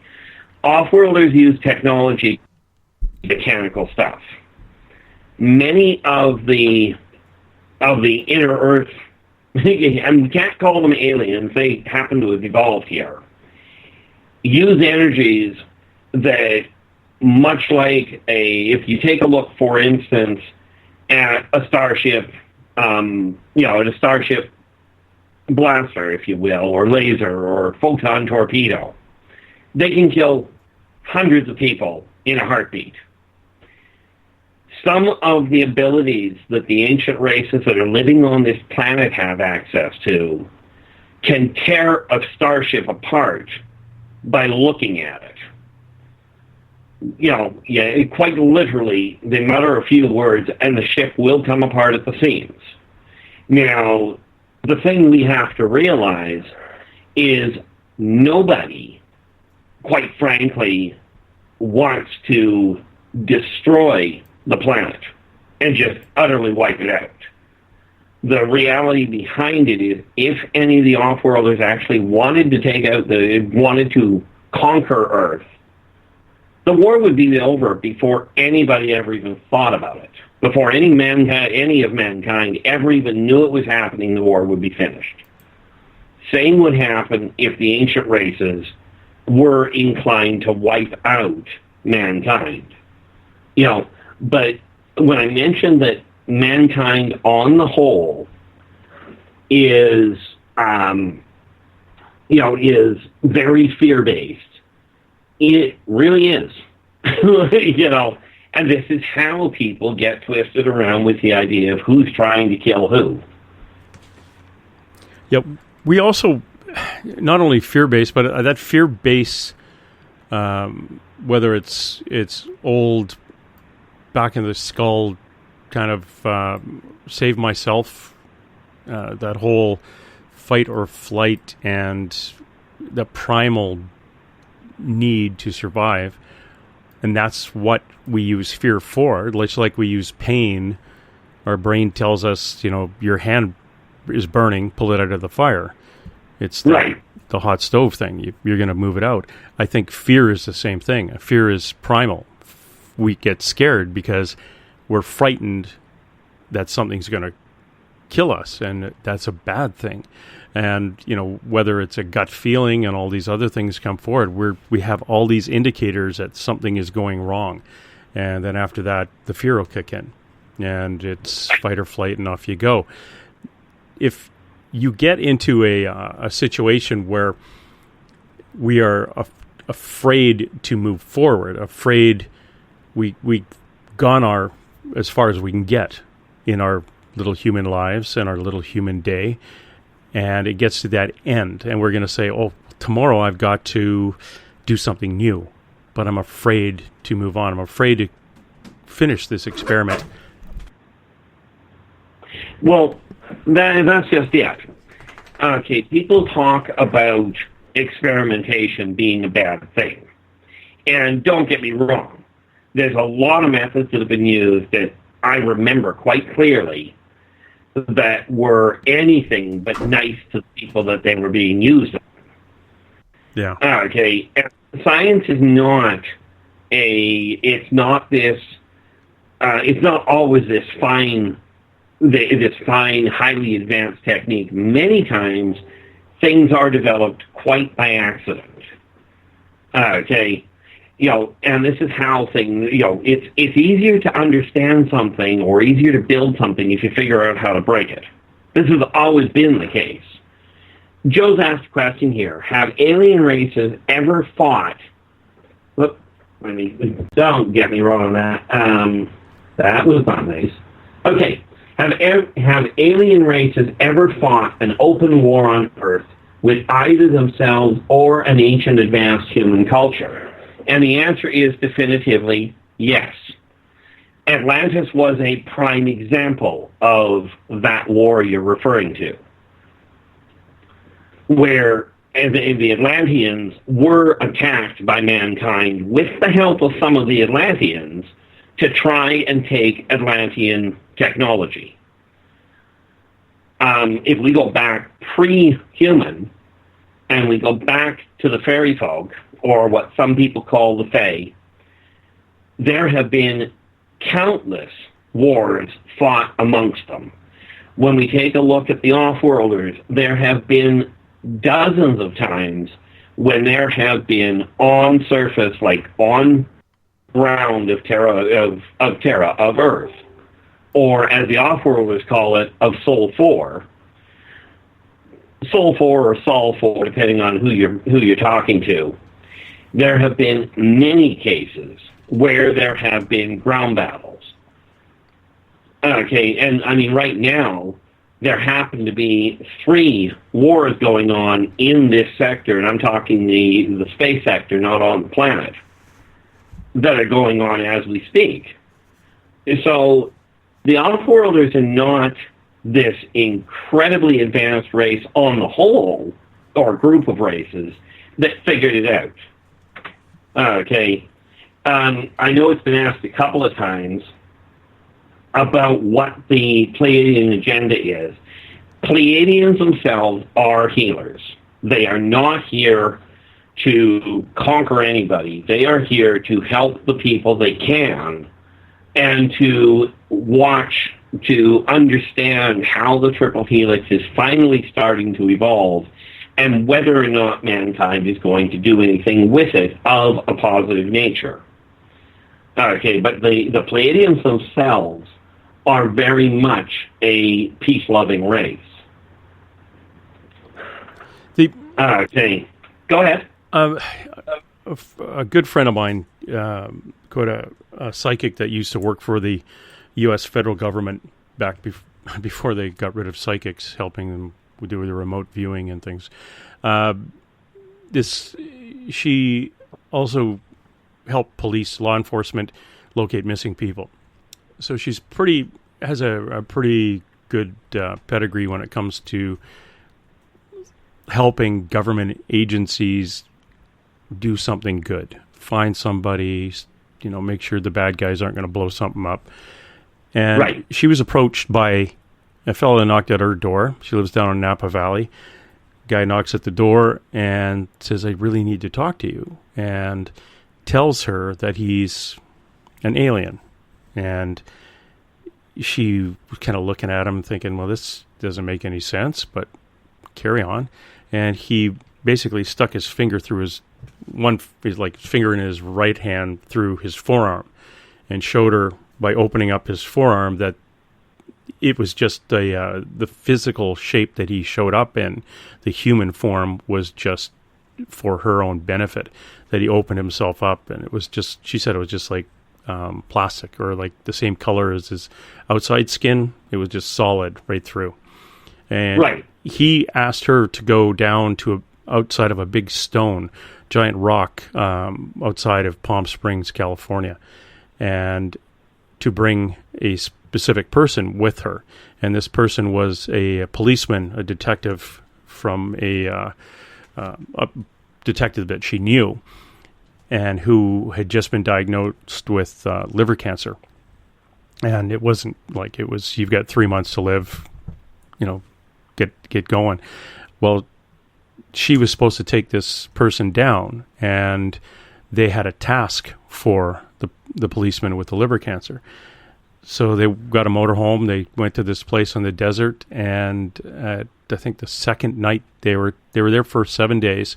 And the second or third night they were taken on a ship, and the alien group told them, and specifically the detective, that the detective's cancer was gone, and she was going to have to go to New Orleans, go to a specific hospital there, and there were a bunch of children that were dying, and right. She was supposed to heal 3 of those children. And there were specific children she was supposed to heal. Not all of them, but specifically these 3. Right. And that's what she did. Now, would that be the kind of the healers you're talking about? And then themselves actually assigning something like that to a human to go do? That is a very likely issue, although it clearly would, like I said earlier, it clearly would not be a full-blooded Pleiadian, because a full-blooded Pleiadian will die on this planet without a protective suit. They will pass away. All right. Interesting. Yeah, because I was always wondering about that, and whether or not these beings were more light beings that were just kind of showing up in this meat sack that looked like all the other people, so they can, walk down the street, hopefully with some clothes on. The which always bugged me too. If you're going to change yourself, shapeshift yourself into a human being, do you do that before or after going to Macy's and picking out a suit? It's just one of those things I was curious about. Do I get naked, then go in? Or do I have somebody else go get a suit, then I can try it on? And how do they fit it? Just questions that I've always had about aliens and suits. We're coming up to the break, so you don't have to remind me, Keith. I still have a few minutes here. Yeah. Good Lord. I got this. Trying to run Dave's computer from... I'm remote viewing his computer right now. And, I hope his house is okay. I think I left some socks there from the last time I was visiting. And I'll need those socks back. Yeah. Couple of questions that have popped up here. Susan Mack over in Spreaker asked, why did it take so long for Terrans to figure out the triple helix? Well, in a nutshell, their technology had not evolved enough. They hadn't developed it to a fine enough point to be able to see the triple helix. Okay. The flip side answer and question that goes with that is, how did I know about it? Well, because quite frankly, I could see it. And how do you do that? Well, for me, that's kind of like asking, how do you see the computer you're looking at? Your eyes work. In my case, I've got other senses that work as well. So when you say you see it, like literally when you're looking at somebody, you can look at them and walk me through this, because when you say you see it, me and my crazy imagination has me standing in front of somebody and seeing the helix, the DNA helix. And that's actually more accurate than you probably think. Okay. Have you ever noticed when you stare at a photograph how it becomes over-focused and you can see the tiny, especially with computers, you can see the little tiny pixels that make up the computer? Yep. I do the same thing with the human body. Okay, that's just creepy. That's why you're not allowed on the public transit, is it? No. Why is that man staring at me again? When you look at somebody, so you're actually looking almost through them. Yes, that is literally what I'm doing. Okay. Easy. I guess it's easy then for you to find if somebody's got an ailment or a broken bone or swallowed a spoon. Oddly enough, it's actually relatively what you would call child's play. I had a client come to me years ago that had been told by her doctor that she was stuck in a wheelchair for the rest of her life. 17-year-old girl, she was going to be in a wheelchair for life. Well, I told her I didn't agree with the diagnosis. And long story short, I worked on her her mom brought her to me because her mom knew I didn't operate under normal rules. And I worked on her for, an hour, maybe two, and I told her to stand up. Now, bear in mind, she has come to me in a wheelchair. She can't get out of it. So I told her to stand up, and she argued, and I said, look, I didn't say walk. I said stand up. If your legs don't work, you'll fall back in the chair, right? Well, she stood up. The second or maybe the third time that she came over, we had her walking. About 3 or 4 years later, I ran into her at the grocery store. She wasn't even on a cane, never mind a wheelchair. And the reason was I could see where the problem was. I just didn't agree with modern medicine. Now, all I do, in all fairness, as anybody working with energy should be able to realize, is I simply remind the person's energy body how to heal. Okay. The other couple of things I wanted to get here that I'm hanging on to.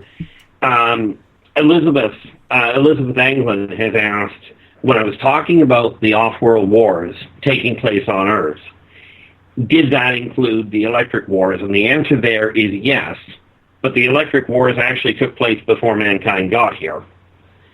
And as far as Lemuria goes, yeah, I remember Lemuria quite well.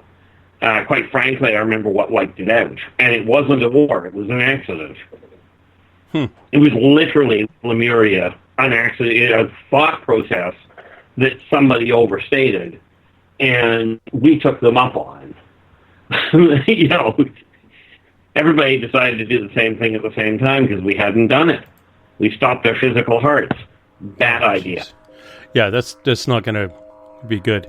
We are taking our break. This is the 7-minute stretch, and we're going to come back with more from our Keith Andrews, our Keith Andrews, right after this.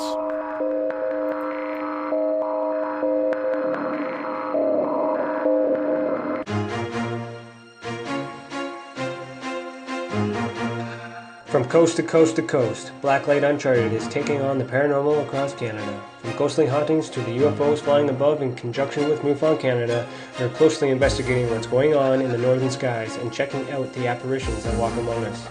Check out our videos right here at spacedoutradio.com. We want to know your thoughts, we want to hear your experiences, and we want you to share your stories. The answers are out there, and we intend to find them. Would you like to become one of our space travelers? All you have to do is click on the Space Travelers icon at spacedoutradio.com. For only $5 a month, you can get access to some great prizes, as well as private monthly shows, newsletters, and a members-only section on our website. Become a space traveler today. The third Monday of every month, Spaced Out Radio is going to bring you a different look at everything paranormal. Welcome to The Reporters. Jim Mallard, Vanessa Hogel, Denise Garcia, and Christina George join me, Dave Scott, for a look at the weird and strange from the other side of the microphone. We'll break down ghosts, UFOs, cryptids, and the people investigating them. The paranormal media has never been heard like this. Come listen to The Reporters. It's paranormal news at its finest. Welcome to The Encounter. At spaceoutradio.com, The Encounter online is SOR's trusted news source for everything weird and strange going on around the world. This is news editor Eric Markham. Our team of journalists are scouring the planet for those strange stories that rarely make the mainstream. No fear-mongering or fake news here. Head over to spaceoutradio.com and encounter The Encounter.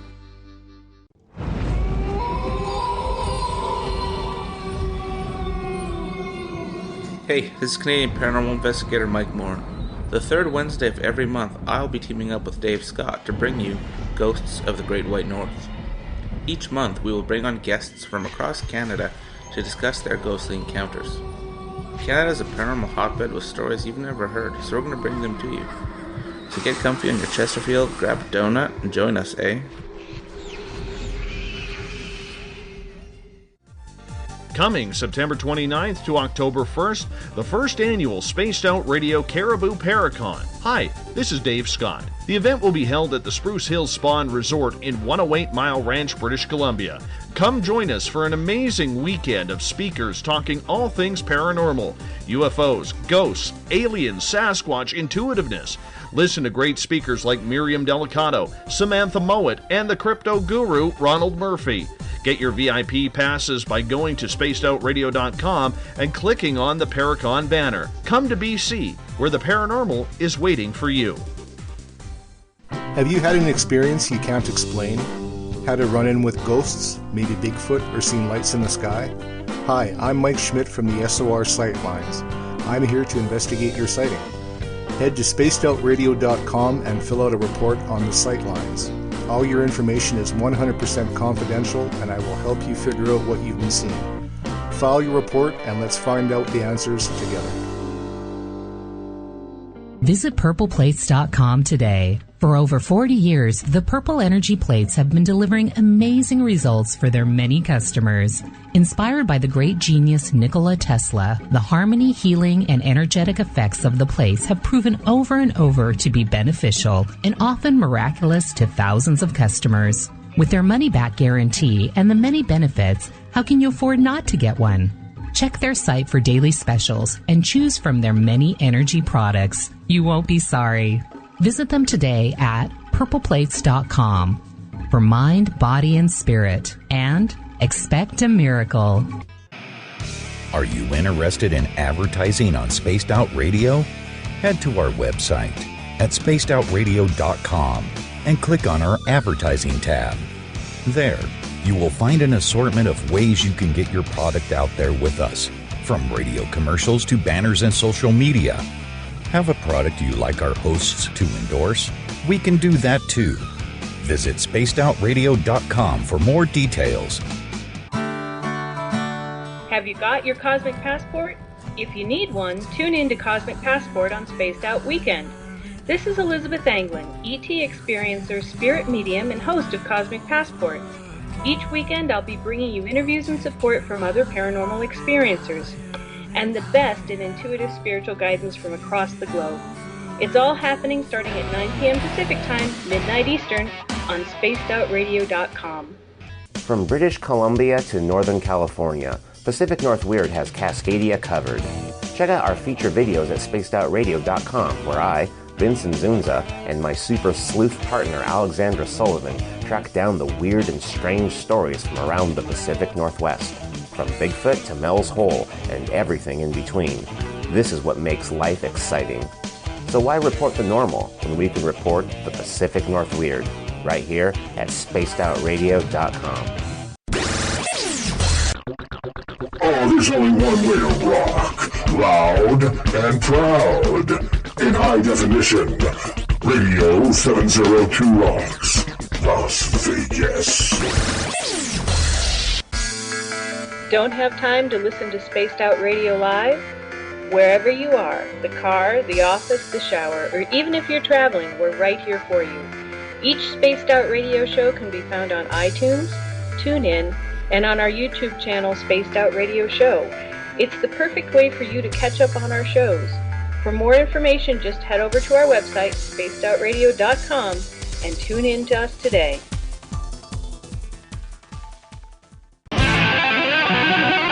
Tonight's edition of Spaced Out Weekend is brought to you by spacedoutradio.com, where you can now sign up to become a Space Traveler member.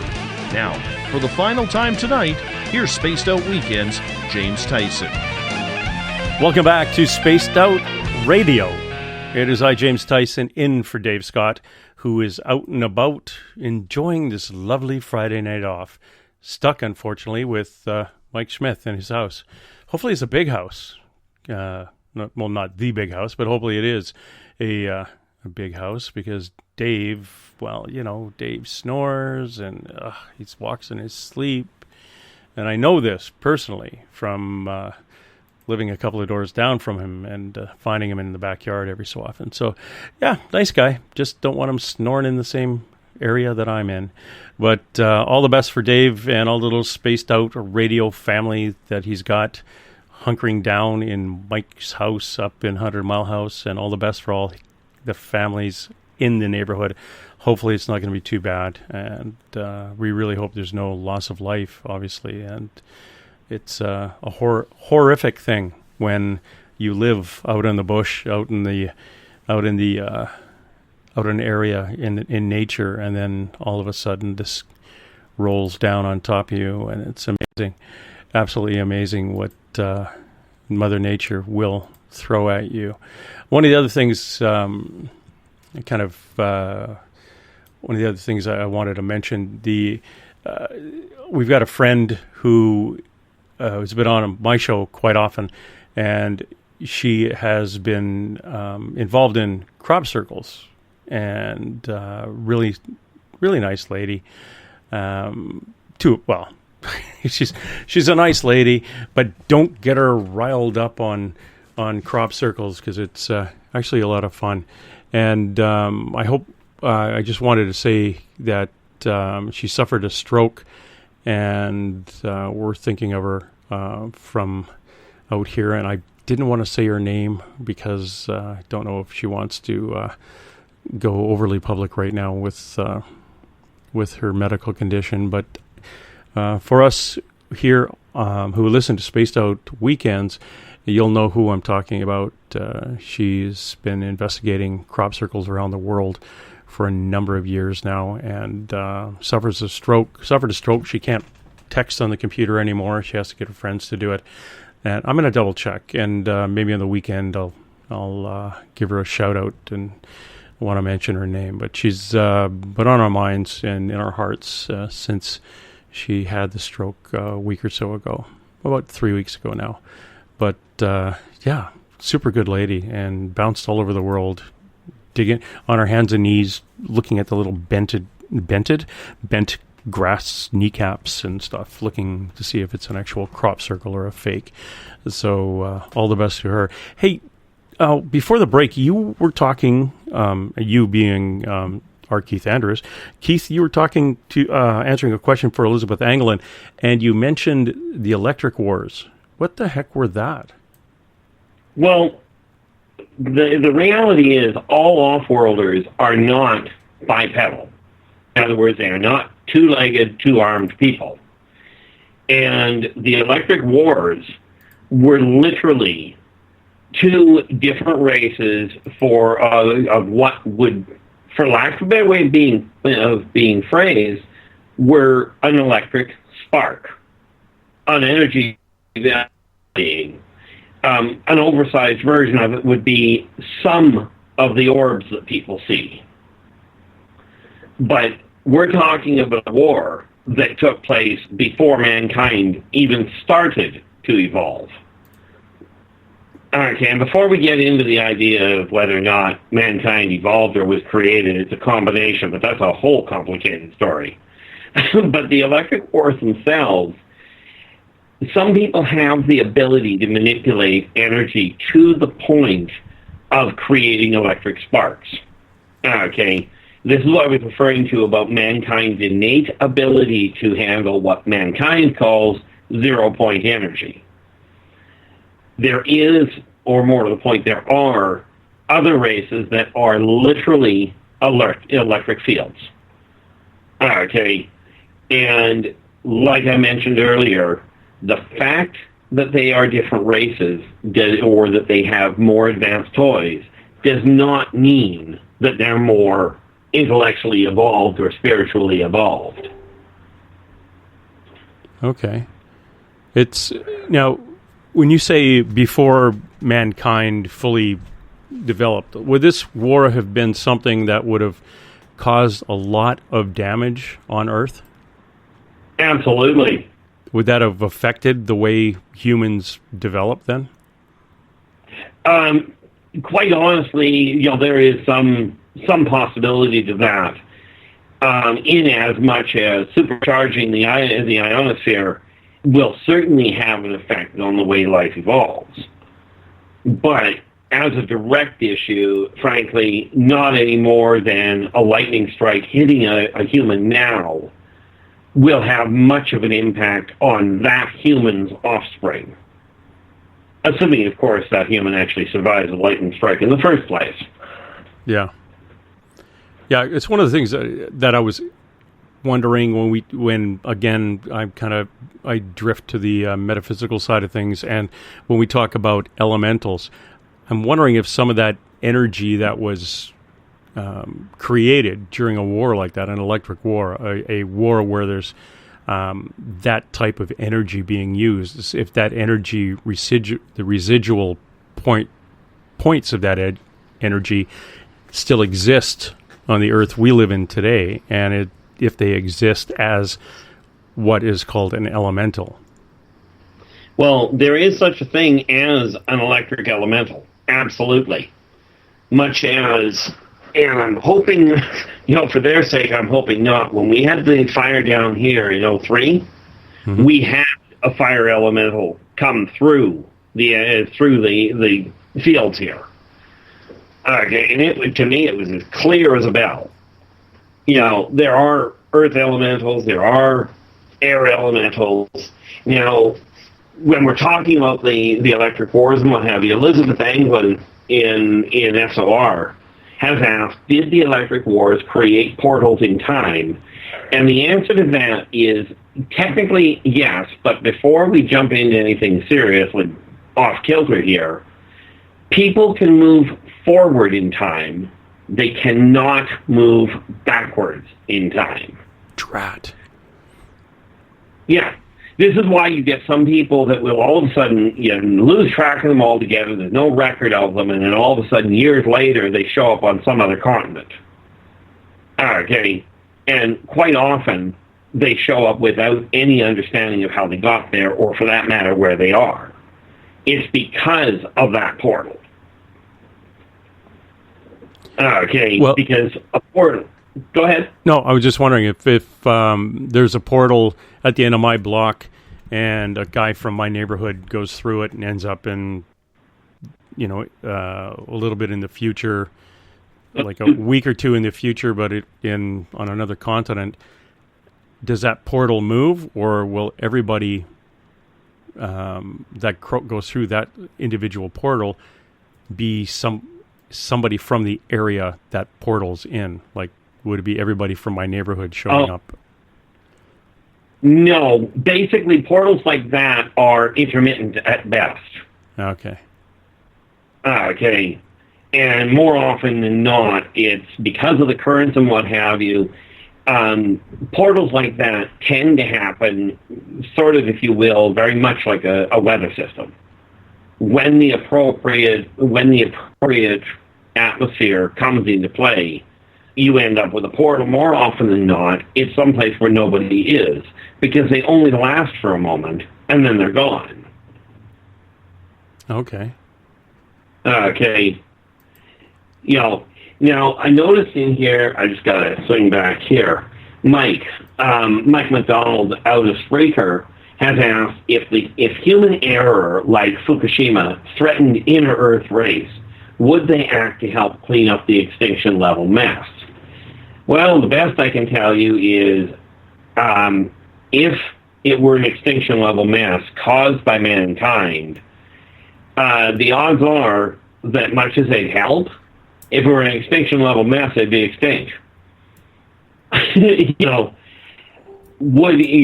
a case where they've got some forewarning of it, there's no doubt that they would step in and help. The thing you got to remember is that their method of helping may not be what mankind sees as helping. Because sometimes what is required is a mass local extinction in order to solve a problem. And quite honestly, I agree with mankind on this one. Much as that would solve many problems, it really is hard on the social structure. Yeah. Yeah, really throws a monkey wrench into your favorite football team playing on the weekend if you've taken out a good chunk of the West Coast or something. These interactions with off-worlders, or what I want to call outsiders, the interactions themselves, is this something that is more... I'm trying to say this as politely as I can, but being somebody who's a little bit on the spiritual side of things, did they follow rules? Like, my understanding, there's a set of rules, especially when I'm dealing with ghosts, or I can I can shield myself. I can put a nice bubble around myself of energy and say, no, you're not allowed in. You got to stay here. You can't come home with me. No, you can't touch me. And they follow the rules. is there rules that govern the extraterrestrials in their interaction with us on Earth? Absolutely. I mentioned at the beginning of this show a group called the Galactic Consortium. Now, that group is controlled or guided, if you will, by the Council of 12. One of the big issues here, there's a lot more than 12 races, but on the council, and there's only 12 on the Prime Council, there is not, one of the big rules from their end is they will not permit two people of the same race to sit on the council at the same time. Okay. And the reason for that is to make sure that the council does not become imbalanced, if you will. Now, of course, the funny part about it, or the complicated part, if you will, is people go, well, if there's 12 people, then you're going to end up with a stalemate from time to time, which is true. That's where the person asking the question of the council, kind of brings in the time, because what happens is an individual, and when I say person, I mean from any race, an individual goes to the council and says, this is what I require, or this is what I'm thinking of. How do I go about it? The council will give directions or tell them, give their opinion or their guidance on it. In the gridlock in the council, the individual who is asked the question is the one that gets to decide what they're going to do. Okay. Yeah. One of the big things, and the off-worlders, and this was proven back in 86, I think, but it might be 84, but you get the idea, where the United States went to, I think they call it DEFCON 1, where they lit up the nuclear missiles. They were getting ready to launch. And at the time, nobody understood what happened because every one of the nuclear missiles was disarmed. Okay. They revealed decades later that over every one of the silos was showing an off-worlder, was showing a UFO. Yep. That stopped over top of the silos and shut them down. So, will the off-worlders step in if mankind is going to wipe out the planet? Yeah, we can safely say they will step in. Are they going to create, or are they going to clean up the mess mankind is making? Frankly, no, but they will continue working with individuals to help people understand what needs to be done and encourage them to do it. And this is why I tell people, if you want to wipe out the crime rate in your area, talk to your neighbor. And before you jump on that, I don't mean your neighbor is necessarily a problem. But it is an inherent truth behind the neighbors. If you get along with your neighbor, he's not going to try robbing you. Yeah. Okay. It just works out that way. In some neighborhoods, yeah. But I understand. Yeah, it's don't like you. Yeah, it's people. It's basically getting to know your neighbor, getting to know the neighborhood again, and bringing it together as a community. And that's one of the things that's kind of important when it comes to sticking together and working as a team to not only protect your house but protect the neighborhood and an extension, your town, state, earth. Everybody gets along, and nobody's trying to outdo one another. Hopefully, you just don't talk politics and religion to a point. Well, this is one of the funny things about it. Back when in Lemuria, we talked about everything. We had no jealousy, we had no fear, we had no. There was no war. It just didn't exist. The reason people have to talk religion and politics, this idea of don't talk about it because it causes a problem. It causes a problem because people don't talk about it.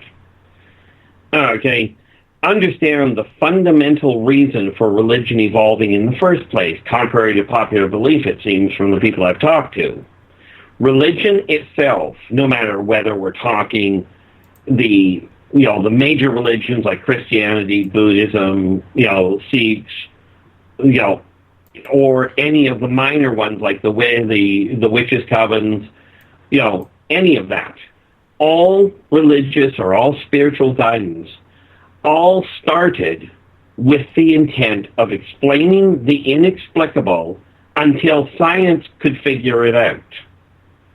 Now, where it comes to the political side of things, and this is just a flat-out thing I've seen happen for centuries, in order for society to evolve, you have to have laws.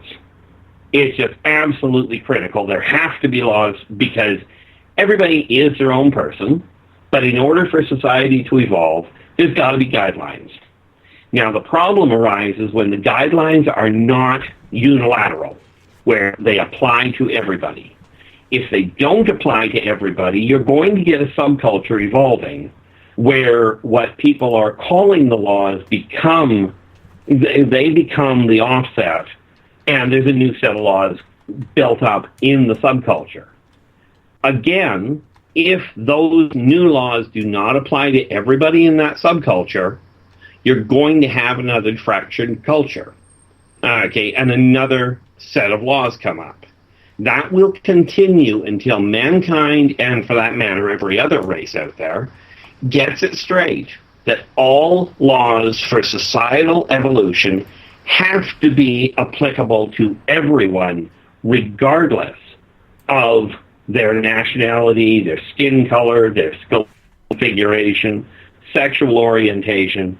It cannot matter. When the laws are equal, then the political issue becomes a very enjoyable, very interactive process. But people have to realize where it comes to those two topics, they bring up a lot of questions for people. Yeah, it's because of the pre-programming. Yes, it's ego. It's all based on ego. If we can get rid of that frontal lobe ego thing, then take a deep breath and move back. I've got a number of questions backing up here, and I'm going to stick with some from into the SOR here right now because they're kind of linked together. And of course, the SOR has frozen up on me. But you go down to, if you're in there, Keith, could you go down to scroll down to Elizabeth's questions in regards to technology and the electric wars? Yeah, I got them right here. I can't see them now. My screen locked. So, well, that's okay. This is why we try and work on multiples. Yeah. Elizabeth in SOR has asked, are we finding tech on Earth that was moved forward in time from the electric wars? Concepts, yes. Technology, no, because what you're talking about in the way of technology, they didn't require for the electric wars. It was generated and controlled by mind over matter. It wasn't technology as humans know it. So did the concepts of the way it worked move forward? The answer is absolutely. This is why we have people that are capable of healing. This is why people like Tesla came up with the concepts that he was working on, because that knowledge was passed on from one generation to the next. The other thing that Elizabeth has asked is, was there a Sirian action involved in the Bermuda Triangle weirdness? And the answer to that is definitive. Well, let me ask. I sort of have to ask Elizabeth this one if she's still watching in, which probably is. Are we talking Sirian as in a human country, or talking Sirian as in an off-worlder? Because I can put it this way. If you're referring to, was it a human action that caused it, the answer is definitively no. We are dealing with a natural phenomenon that happened because of a massive biomagnetic flux surge that created a bit of an offshoot. Now, the hiccup. There are actually 3, if you will, Bermuda Triangles. 2 of them I know where they are. The third one I haven't taken the time to go looking for, but the second one is in the Northwest Passage. Okay, the third one will be triangulated from there. Okay, and like I said, do I know where it is offhand? The answer is no. Something over in Spreaker here, Jethro over in Spreaker has said, was there any association between the reptilians and dinosaurs? Well, the answer to that is yes. Understand there are a number of reptilian offshoots, if you will, that evolved from different dinosaurs. Okay, where in some cases the dinosaurs vanished and became, as people have discovered, they became some of the birds. But there are some that went other routes. And in all fairness, there is a break between some of them that the one branch went into the avian side, the other branch became its own race, more on the sentient side. Go ahead. Go ahead. No, you're first. Don't make me pull this car over. No, I'm just curious. I was curious about that too. We've got the reptilians, and we talk about dinosaurs being actually feathered, not just all covered in scales and being green and things like that. But eventually, they were actually feathered. But who knows? They still, to me, they're reptiles. They look like they'd be cold-blooded, even though they probably weren't. But who knows? I guess they do know that. They know that they did lay eggs, and a few of them did fly. But heck, it's like my DNA goes back 30,000 years and to one specific point in between the Valley of the Kings and Cairo, and from there it goes up through the Holy Lands, over top of Europe, in Scandinavia, Scotland, down to England, and eventually over to Canada. And that was in 1912 or 1911. But it took 30,000 years for that walk. I asked why. I asked a psychic who was connected to people like you are, the off-worlders. And I said, why does my DNA, there's no trace of it before 30,000 years ago? And the answer I got back was, jokingly, doesn't he know he's part reptilian? And then we moved on to somebody else's thing. I keep thinking back going, what do you mean I'm part reptilian? Like, it was really 30,000 years ago in Egypt, people were building pyramids and stuff, I get some relative horsing around with like a crocodile or something. I don't know. It's that's where I'm always confused about reptilians. Are they always lizardy, dinosaur, alligator-looking things, or no? Could they look like a person? There are, like the Chitauri, for instance, okay, which are reptilians that evolved on Earth. Okay, understand, when I use the term reptilian, I use it because the skeletal configuration and the skin structure, as well as their talons, tends to be remarkably similar to modern-day reptiles. Okay. The reality is humans and every other race require some sort of label if you're going to communicate. And it works. But the mistake people make is assuming the reptilian is one race. And it is not. Same as simians, which is what humans are, is not just one race. The Wara are another simian race. Quite frankly, the idea of Planet of the Apes is far more real than people would like to think. Okay, but it's not brought about in the way that science fiction has, shall we say, laid it out. Yeah. Speaking of science fiction, What are your what's your knowledge in regards to? And you, well, let me pad this question right off the bat. Do you communicate with the Offworlders monthly, yearly, daily? Try weekly. Weekly. I mean, if we go the route of the telepathic, or more to the point, telepathic, or astral projected, we're looking at, quite frankly, daily, if not frequently, and more frequent than that.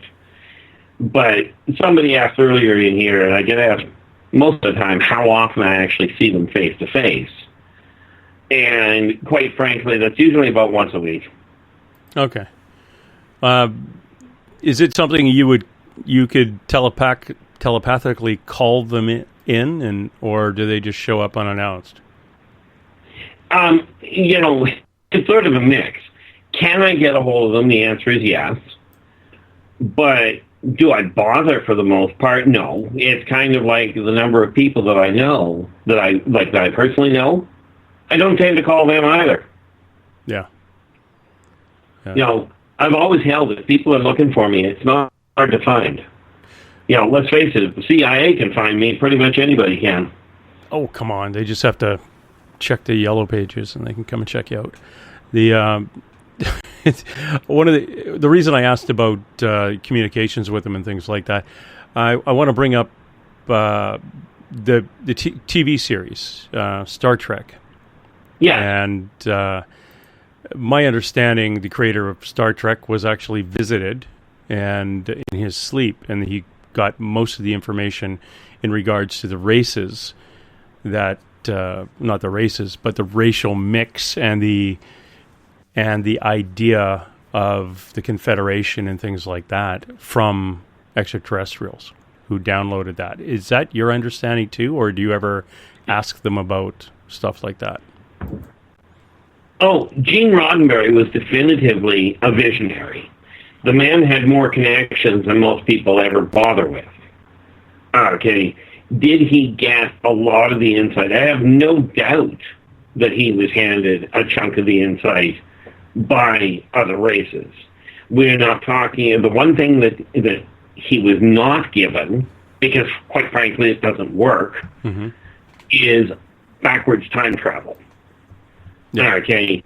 You can look back in time.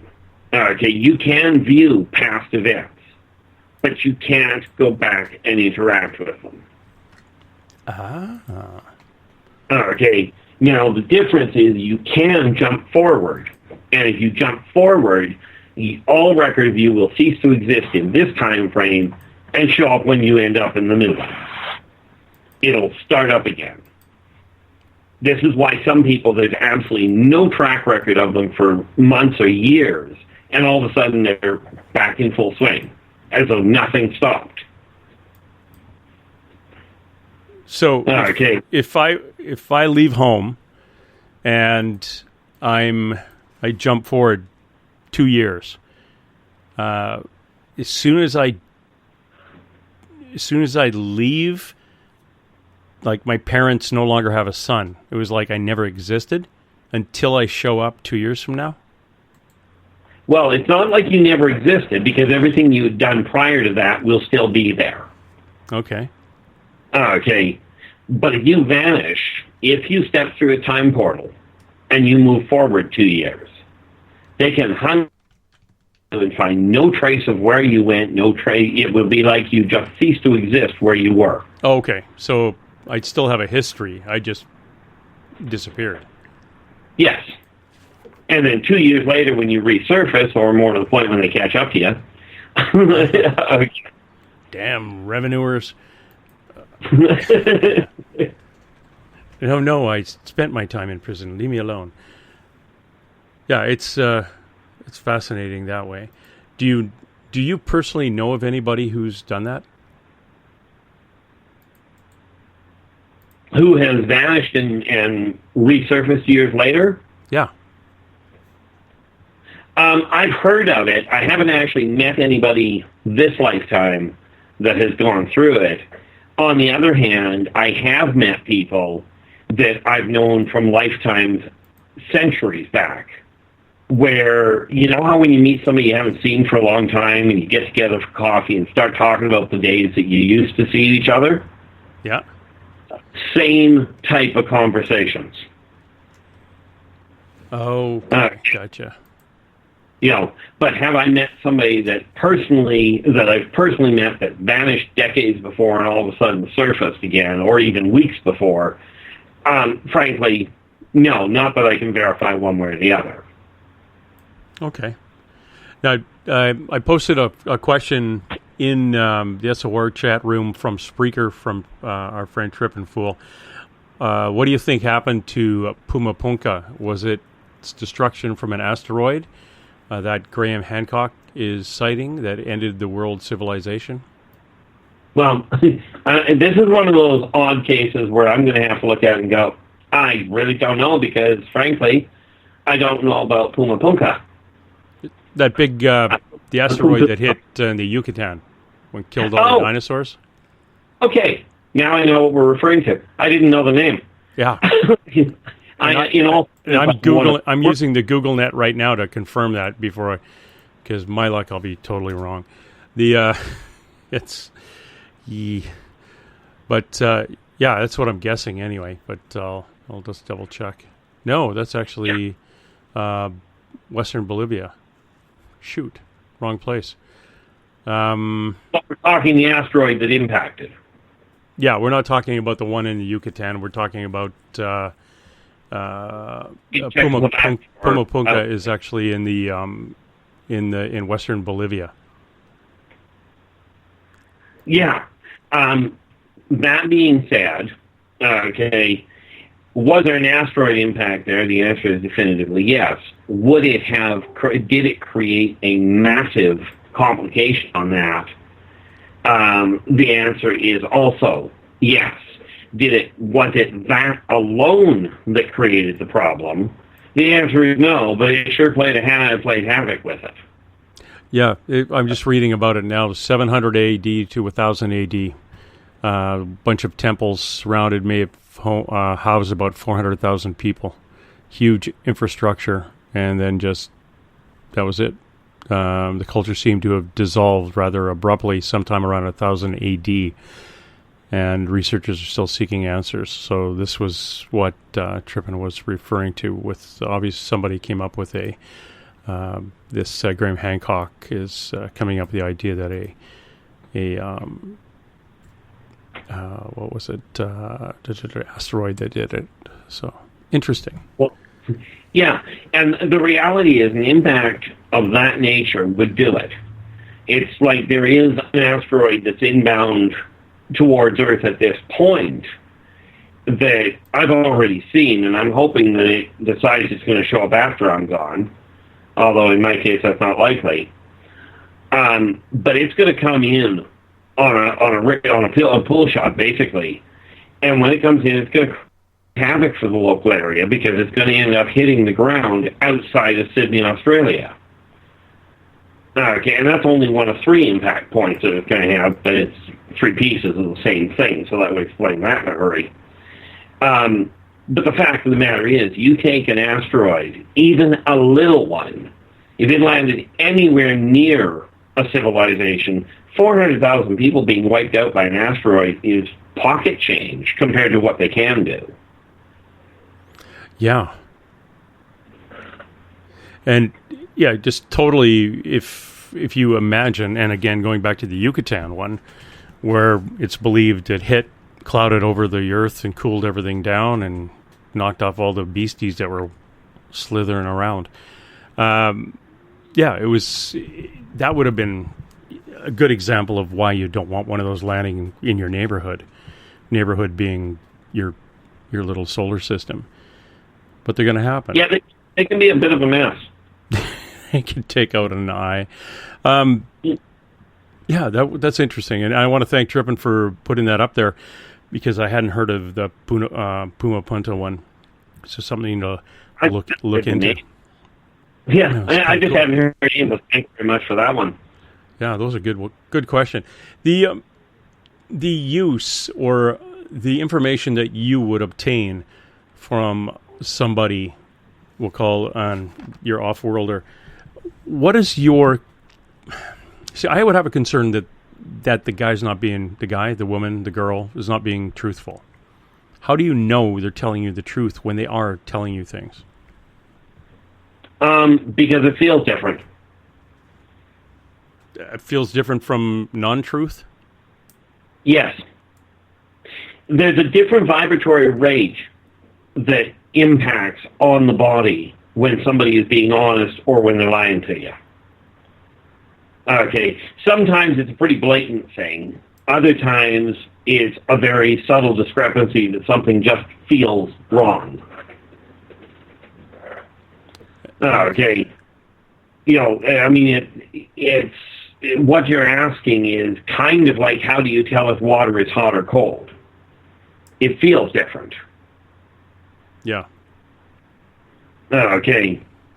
Even the difference between fresh water and salt water, there's a different physical feel to it. Oh, yeah. Alrighty. That's, I was just wondering what, have you ever had any try lying to you then? Oh, heavens, yeah. Okay, good. Quite consistently. Where I get into trouble is because if somebody feels like they're lying, I'll tell them on it. And in answer to the question of, do I lie about things or do I make them up? Well, let me put it this way. Assuming, of course, you take the word that you as an individual, and this applies to everybody out there, take the word of a professional psychiatrist and a professional hypnotherapist.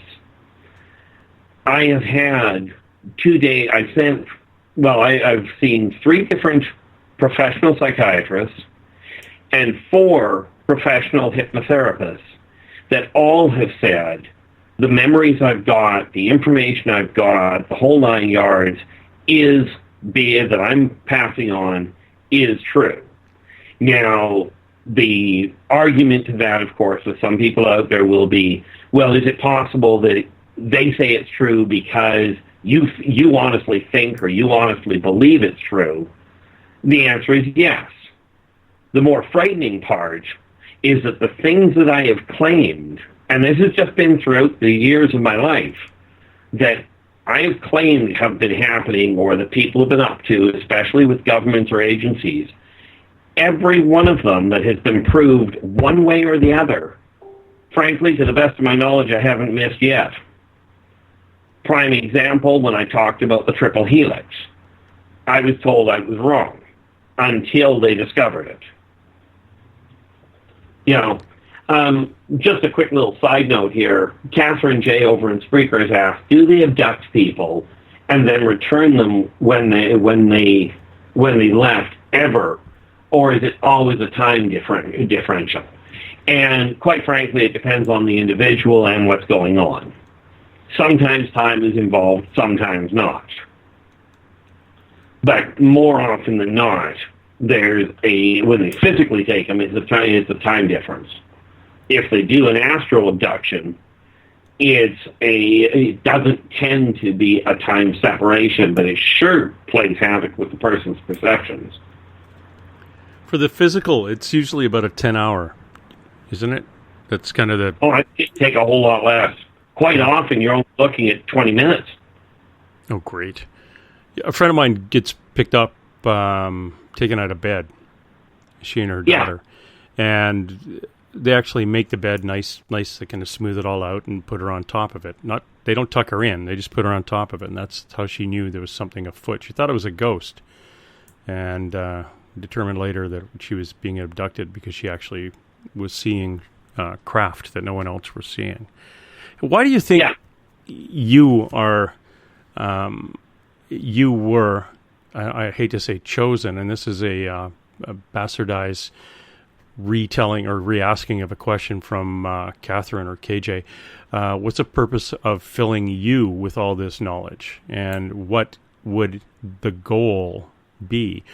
What I'm thinking, and this is my opinion on it, is that when you passed at birth and came back, you have to be here to do something, and your task may not come for a few more years. I wish that were the case, but essentially, and before I answer that, just a little quick note to Bob here over in SOR. He says you'd have to be crazy to go to a psychiatrist. Ironically enough, I went to the psychiatrist to prove to myself I wasn't crazy. You know, that's very common.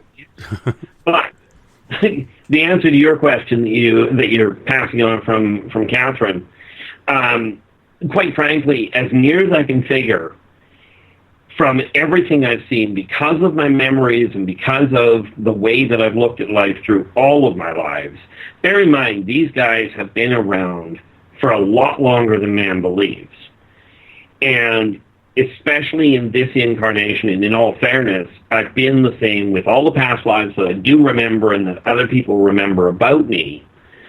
I don't have this issue of, I don't separate between people based on income, gender, racial, race, skeletal configuration, or skin color. I don't see a difference between people. I still see people, like senior citizens, I still see them as children. I still see children as children. To me, there's no difference. So when I look at somebody or when I meet somebody, their appearance doesn't have the same effect on me that most people do, that it does for pretty much the rest of them. And I'm not unique. There's got to be other people like me in that respect. Oh, yeah. Yeah. Yeah, there's quite a few. And I'm afraid if we put you all in the same room, I don't know what happened. But what it is, and like I say, in the last 10 or 15 years, as people come out from behind their tin foil hats and realize they're not the only ones, and it's not crazy. It's because two people are seeing the same thing. And that's when one person could be, you think, oh, that person's delusional. It's he or she is seeing a 15-foot tall, spinally legged thing walking up a building, until three other people look at you and say, well, we all see it too. Why can't you? And then you're thinking, okay, what are the odds that everybody's crazy except me? Well, the way it was put to me by the psychiatrist I went actually talk to, because I literally asked them, how do I know that this is real, that it's not my imagination, right? How do I know I'm not going nuts? Without exception, with every psychiatrist, every psychologist, every student of psychology I've talked to, they all have given me the exact same answer. If you're asking if you're losing your mind, you're not. Because if, in fact, you were losing your mind, you wouldn't know. No, you wouldn't notice it. And in my previous life and my job, I ran into a lot of functioning people who were had very severe to moderately severe mental health issues living in the community. You completely broke up. It's okay. We both are going through that phase right now, breaking up back and forth. But it's what I was saying is, in my previous life as a policeman, I dealt with people who had mental health, various levels of mental health issues living in the community. And it took sometimes you can walk in the door and go, okay, I know what this person's all about. And sometimes you just couldn't tell. It was kind of freaky. So it was hard for somebody like me, an outsider, to look at everybody and say, okay, this person, I can prejudge this person and know I'm going to get myself in trouble or not. But these ones are okay. And when you actually are somebody who's out experiencing events that I can't see and I can't hear, whether you're a paranormal investigator and you're seeing things, seeing ghosts, and I'm not seeing them or hearing them, it's hard for me to look at that person and say, okay, I'm going to let you keep talking. Now that I've actually seen ghosts and heard them, okay, I'll give you the break on that one.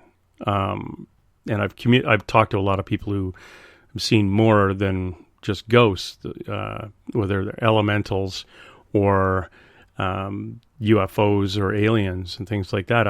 Like I say, keep an open mind. It's this kind of thing is out there, and more people are coming forward. And the more people that tell them they're crazy, the more they'll kind of push back and they'll crawl back away and not want to talk to anybody. But I think we're starting to outnumber the people who are calling experiencers crazy, and that's a good thing because we all get out there. Oh, and it appears I have to call our young man back here. We're getting we're getting alien interference, but as Keith said, that's very unlikely. That's rude. I was right. I just hung up on you. Yeah, I said I got to call Keith back. We're getting alien interference again. So what I did is in the last couple of seconds, I was telling everybody how great you were, and I was just talking about we're kind of starting to outnumber the skeptics when it comes to anything of the supernatural, the paranormal, the science fiction. It's all coming out as, at least give these guys a break, because when two people see something, one of the books that I had kicking around here, the Mojave Incident, is about a couple in the Mojave Desert, and they both, after their encounter with extraterrestrials, they were both taken to a university, both under hypnosis, told exactly the same story from two different points of view. Well, if you had food poisoning or you got a really good dose of peyote that day, no matter what, you can't hallucinate the identical thing. No. So you've got to. No. Those are two witnesses. Like I say, it's looking at a car accident from two different angles. I love the way it was actually put on, because you brought the guy up before, on Star Trek. And the way it was brought up was, when you eliminate all logical possibilities, whatever's left, however illogical it may appear, is the answer. Logical. Flawlessly logical. There's a question here Milo's asked. What would humans consider to be the scariest, most terrifying alien race in their appearance or method? That is, bar none, one of the ones that people are going to say, oh, it's Hollywood. It's clowns. Damn it, clowns. For a lot of people, yes. But no. The race that, and somebody obviously got into the know on this one, the show Alien. Okay, aside from the protruding secondary jaw, is real. Alien. And that one is no fun to be around. Now, just because he's a bad man, or that they're just ugly and you get a bad vibe from them? No, because they use living people or living entities. Doesn't have to be humans. They use other living organisms to give birth. As a and host. We're not talking about hybridization. We are talking about implant an egg and have it grow. Yeah. Okay, that makes sense. Because that really is, a lot of animals do that, from a bot fly to literally a mosquito. It takes my blood to lay eggs in and put it in a sack in the water. Yeah. So, bot flies are a little more intrusive, actually. And there's some other thing in South America that lays its larva in you, and it eventually pops out of your back. Lovely things. But that thing, Alien, dang, I don't want to bump into that. Nobody wants to bump into that. Yeah, it's tough to, because Sigourney Weaver is getting a little bit old, and maybe a little bit too old and long in the tooth to keep calling up to go take a run at this nasty, nasty thing. It's like a big bug. But when you say there is an alien that actually looks like that, what type of being, or where would that be from? About 3, well, in all fairness, I suspect 4, but it may only be 3 wormholes away from the Tekla homeworld. So we are not talking about anything close by. It's not like you have to worry about these guys showing up on Earth anytime soon. Okay. Now, okay. I'm going to ask you that great question. How do you know that? Well, you mean aside from the fact I've seen them? Yeah, like how do you know? Do you actually go 3 wormholes to the right and straight on till morning, or oddly enough, the answer is yes. Okay. Your directions are wrong, but you get the idea. Last star on the right and straight on till morning. Trippin was. I know we're coming down to the last minute here. You once asked you a question about shadow people. Is that a earthly group, or is that a otherworldly visitor?